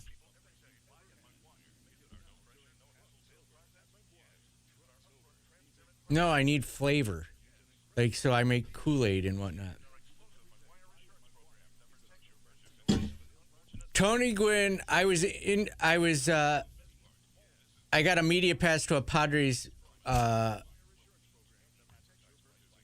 Expos game and went to the game and had no right being there asking questions. And he goes, "You're just doing this because you're a fan, right?" And I go, "Yeah." He goes, "Come here." And he walked me out and took me to batting practice and introduced me to the whole team. That's so awesome. And then when I did his post-game interview, he's like, "Come find me post-game," and he told me what questions how to ask the questions so a player wouldn't get mad and whatnot. And, yeah.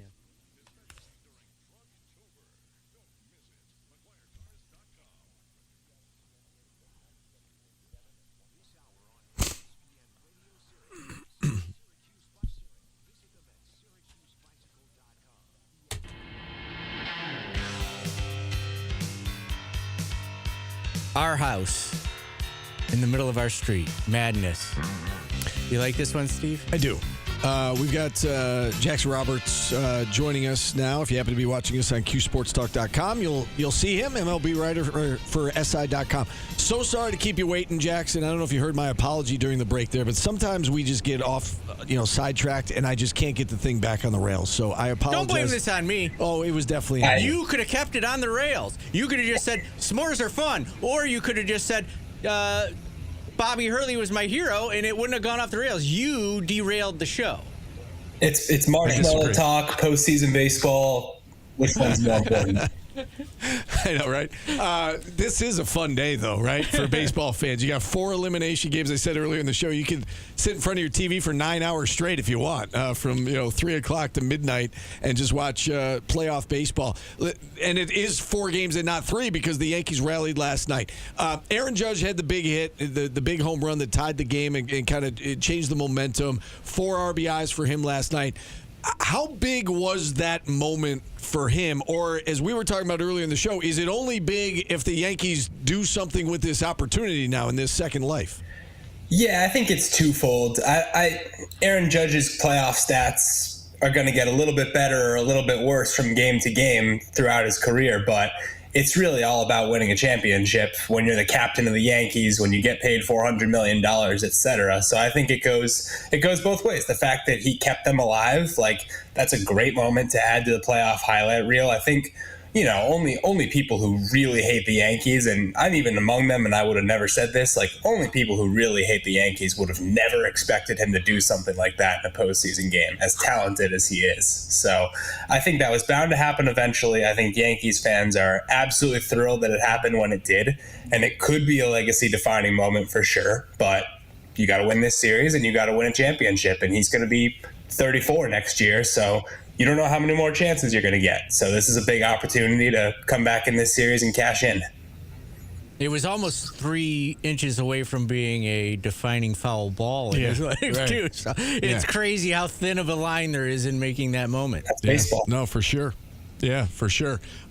You said they got to make the most of this opportunity now and cash in. It's Cam Schlittler tonight. It's a bullpen game for the Blue Jays. Yankees are favored tonight. Blue Jays are still significant favorites to win the series. How do you think the next, whether it's tonight or the next few days, play themselves out?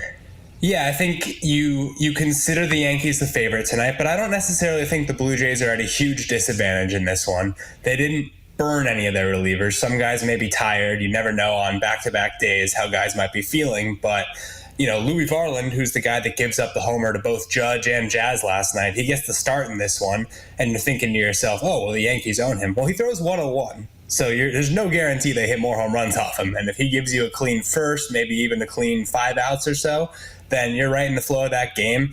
Cam Schlittler, I will say, obviously, unbelievable performance last week, fully rested, announced himself to the world. That's 6 days in which he just became a celebrity, and he's had a lot of time to think about what that means for him moving forward, and he did a lot of talking on Twitter after that game. So, we'll see if he's, able to repeat that performance. I don't think it's fair to just assume that a 24-year-old rookie is just going to dominate for a second straight postseason start. So I think it's going to be a great game tonight. And I think, it's right to still have the Blue Jays as the favorites, because I do think going back to Toronto, that crowd and that atmosphere has just proven to be such a different animal. But I still give the Yankees absolutely a fighting chance. If the Yankees lose this series, what do they do with Aaron Boone? Is he definitely coming back in your mind either way? Do you think there's a chance that maybe they move on from Aaron Boone, or there are some significant changes in the offseason? I don't see them firing him. I think from everything we've heard, he's not only Cashman's guy, but it seems like Hal Steinbrenner's guy as well. And even if they lose this game in excruciating fashion, I don't see it happening. If they win the series, there's no way it happens. I still think it's like a 99.9% chance he keeps his job no matter what. And, if they lose, they lost. Like, they just got beat by a Blue Jays team that outplayed them, was more suited for the playoffs, and it's really just going to take, like, how far can the home run ball and Aaron Judge and this stacked lineup take you in the postseason? Because I think that this is what their formula is, and this is what they're going to continue to roll with and hope it eventually works. Mariners-Tigers series has been a good one. Who do you give the edge to in that series, both today and the rest of the way? You think the Mariners end it? I like the Mariners to win the series. I think that's, a pretty boilerplate take when they're up 2-1. But I do think I like the Tigers in Game 4, because not a good year for Bryce Miller. Really good stuff. Had some bone spur concerns in his elbow early on. He gets the start here. I think the telling thing is, they're saying it wasn't sure, or they wasn't certain that he was going to start this game if they didn't win last night, if they didn't take the 2-1 series lead. The Tigers, they knew their plan. Casey Mize is an all-star this year. He's pitching this game. You go back to Skubal in Game 5. So as I'm saying that, it's like, am I picking them to win this game but to lose with Skubal on the mound in Game 7? But the fact is they just lost with Skubal on the mound in Seattle the other day. So my prediction, if I have to make one, is that Seattle does get the job done within these next 2 games. But the Tigers, much like the Yankees, are still very much in this thing. Yeah, no doubt. You go over to the National League. Both series are 0-2 or 2-0, depending on how you look at it. Which team has the better opportunity, in your opinion, Cubs or Phillies, to make things interesting? I think it's the Cubs, and it's not that close, unfortunately. I mean, you look at the Phillies, and it's Aaron Nola and his 6 ERA going tonight on the road against Yoshinobu Yamamoto, who's one of the best pitchers in baseball this year. And if you beat him, well, then you've got to go through 2 more of the best pitchers in baseball to win the series. The Cubs, I don't necessarily give them a good chance of coming back from 0-2 down against the Brewers, but at least they're the team that's coming home. You get to change the scenery a little bit. I kind of like the pitching matchup for them. Jamison Tyone has the postseason experience. Quinn Priester, his first time out. They were just kind of, most teams are better at home, and the Cubs were no exception, and they hit better at home this year. So I think they just kind of got bull rushed a little by Milwaukee in games 1 and 2. Jackson Chorio's hamstring, not still totally certain, even though he just hit a 3-run homer. So I like the Cubs to at least win one of these games, and I certainly think they have a better chance in Philadelphia. You look at the current odds to win the World Series. The Dodgers are significant favorites right now. Who would be next in line for you? Who do you give the second best odds to win the championship? I think it's I think it's going to be whichever team comes out of the NL is going to be established as the favorite. If we do get Dodgers-Brewers next round, I couldn't be more excited for that series. But I will say I could easily see all four of the teams that are winning the series right now in their respective series winning it all. I think all those teams have something working for them in this postseason that can be sustainable. And I wouldn't sleep on whichever team comes out of a hypothetical Mariners Blue Jays series. And of course, if the Yankees come out of that series, I give them a fighting chance too. So there's a lot still left to play for. As we said, 4 games today. We'll have them for you here on ESPN Radio, beginning with Mariners-Tigers, 3:08 p.m. first pitch. Mariners lead that series 2-1. Anything you're specifically looking for today or excited for? Is there, which game are you most looking forward to today? Give us your thoughts on that. Yeah, I'm excited for all 4 of them, but I do think that Yankees game is going to be something special either way. Last night kind of already was with the 6-1 comeback, and you just have so many ingredients for explosive potential. You've got Vladdy Jr. hitting a home run in every game of this series so far.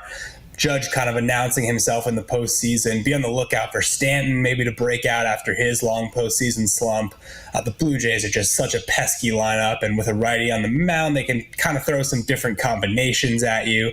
And they goofed. It wasn't just the Yankees coming back last night. They made some key errors that allowed them to get back in that game. So I think all the pressure is kind of shifting to the Blue Jays here, and yet at the same time, they're a great team and they can get this job done tonight. We've talked to all the teams that are still playing off-season stuff here.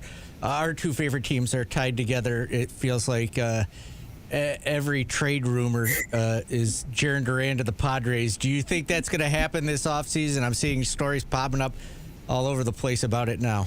Yeah, do you want him? Because he's available. If you want Jarren Duran, he's most certainly available. And that's not a discredit to Jarren Duran, who's a really good player. But the Red Sox have too many outfielders. He is not a good defender in left field. For whatever reason, I don't want to say like Jarren Duran is a bad defender. He is, for whatever reason, a pretty good center fielder and a bad left fielder. And that doesn't jive with a lot of people's baseball sensibility, but it's just something about the angles and maybe the AL East, some of the ballparks there get in his way. But he's a good player.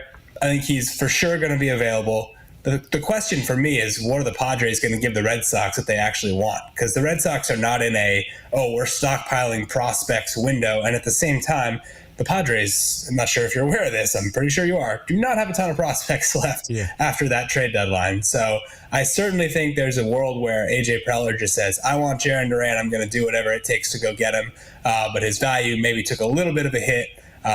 Not just with the postseason, but kind of a mediocre second half. And I just don't know how they would line up, but I wouldn't doubt that there's a possibility it could happen. But I think Duran or Willie Abreu, one of those outfielders, is getting traded from the Red Sox this offseason.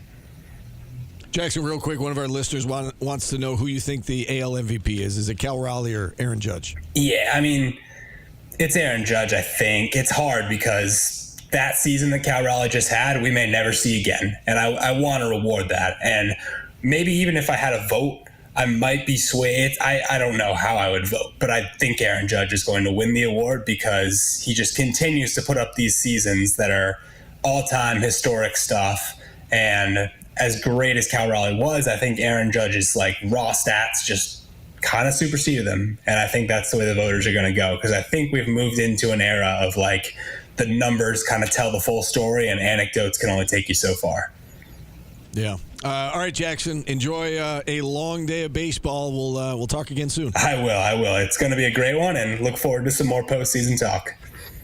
All right, Jackson Roberts, MLB writer for SI.com, joining us on the show. We'll take our final time out. Props to him. He comes on. He does great work. He does great work, and we love having him on. We'll wrap up our show next on ESPN Radio.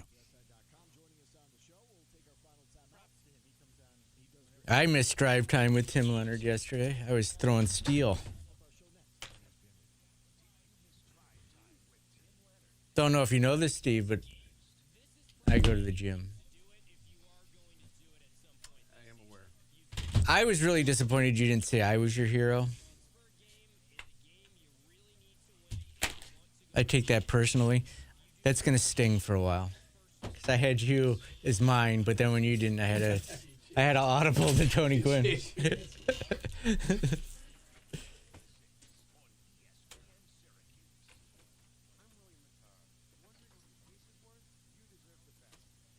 You never see me with my shirt off. I don't. I'm jacked. All right. Not you, Kevin from Liverpool.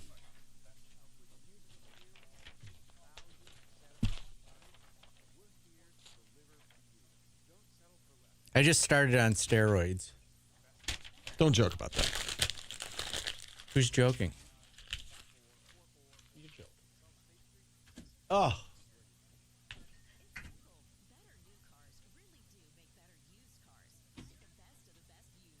I have my shirt on in that picture. You can't tell. I got a lot of compliments on that picture. That's why I made it my profile picture. Chicks were digging my my sexiness.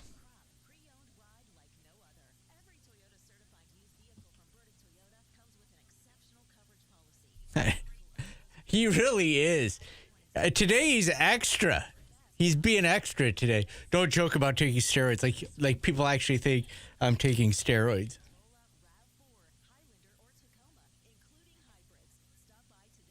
Why didn't you friend me? You don't want to be my friend?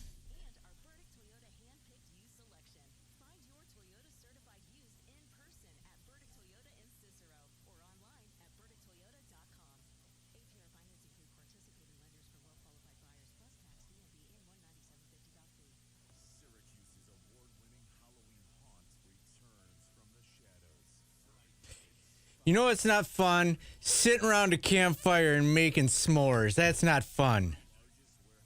I hate that.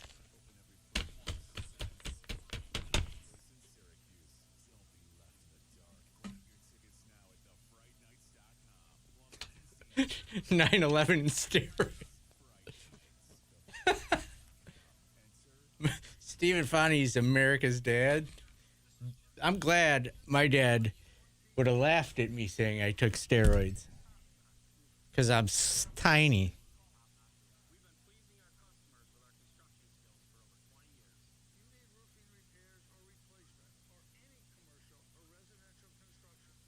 Yeah, my dad definitely would have laughed because he would have saw the joke behind the fact that I am built like a pencil.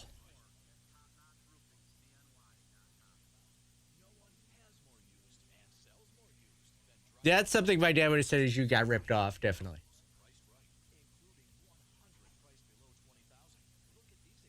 He'd be like, I don't know what you're shooting in your butt right now, but that's not steroids. You're America's dad, we've decided. Why's that? Because you didn't like me joking about steroids. You're like the dad on Full House. Steve's back.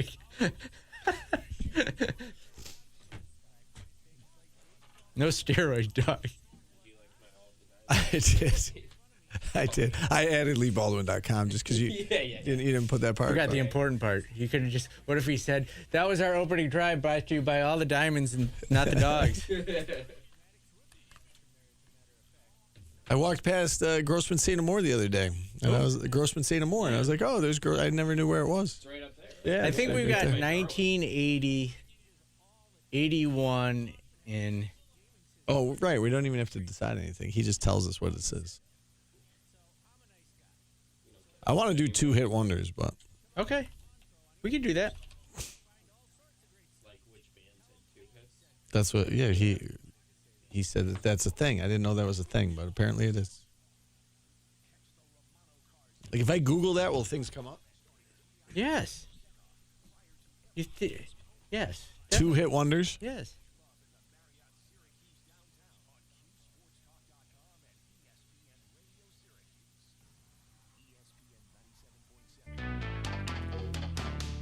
She Blinded Me with Earth Science, Steve's favorite song.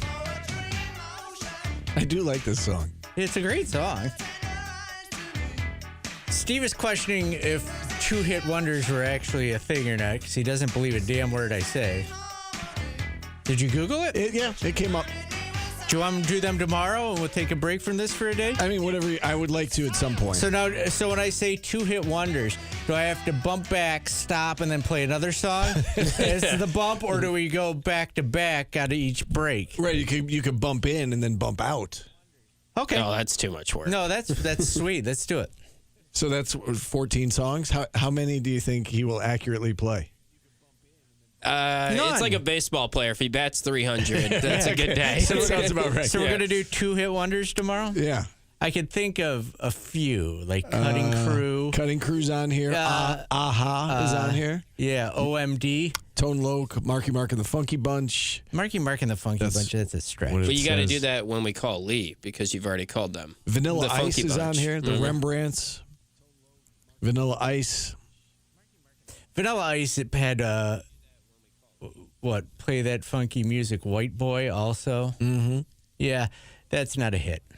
Okay. I will come up. I think that's a hit. I will come up with... Quiet Riot is on here. They weren't... See, that's a struggle, because Quiet Riot had, like, songs that were hits on the rock charts. I used the Hot 100. Men Without Hats, as you pointed out. Yes, there. You can get your Men Without Hats. You guys hits. agreed on one. That was cool to see. That's cool to see. It was fun. That was fun for us. All right, no drive time today, correct? No, we got more MLB playoffs. We should have had one yesterday because of the rain delay. Oh, that's right. Didn't know, yeah. But I'll be back tomorrow, 5 to 6. And we will be back tomorrow at noon. So Steve will be here to just be a stick in the mud for everybody. I don't think that's a hot take, by the way, that I said s'mores are overrated. I think there's a lot of people out there, maybe they're just kind of shy to admit it. I don't care that you say that they're overrated, but to say they're not fun, like that's I don't think they're fun. I don't. Not for kids and they're definitely not fun for parents. I tell you that. It's a mess. It's a mess. Anyway, we got to go. Keep up with your s'more crap. I'm going to get a s'more expert on the line. Yeah. That's a good bye-week guest. Yeah, Just debate s'mores. All right, we got to go, everybody. Enjoy the rest of the day. We'll see you tomorrow.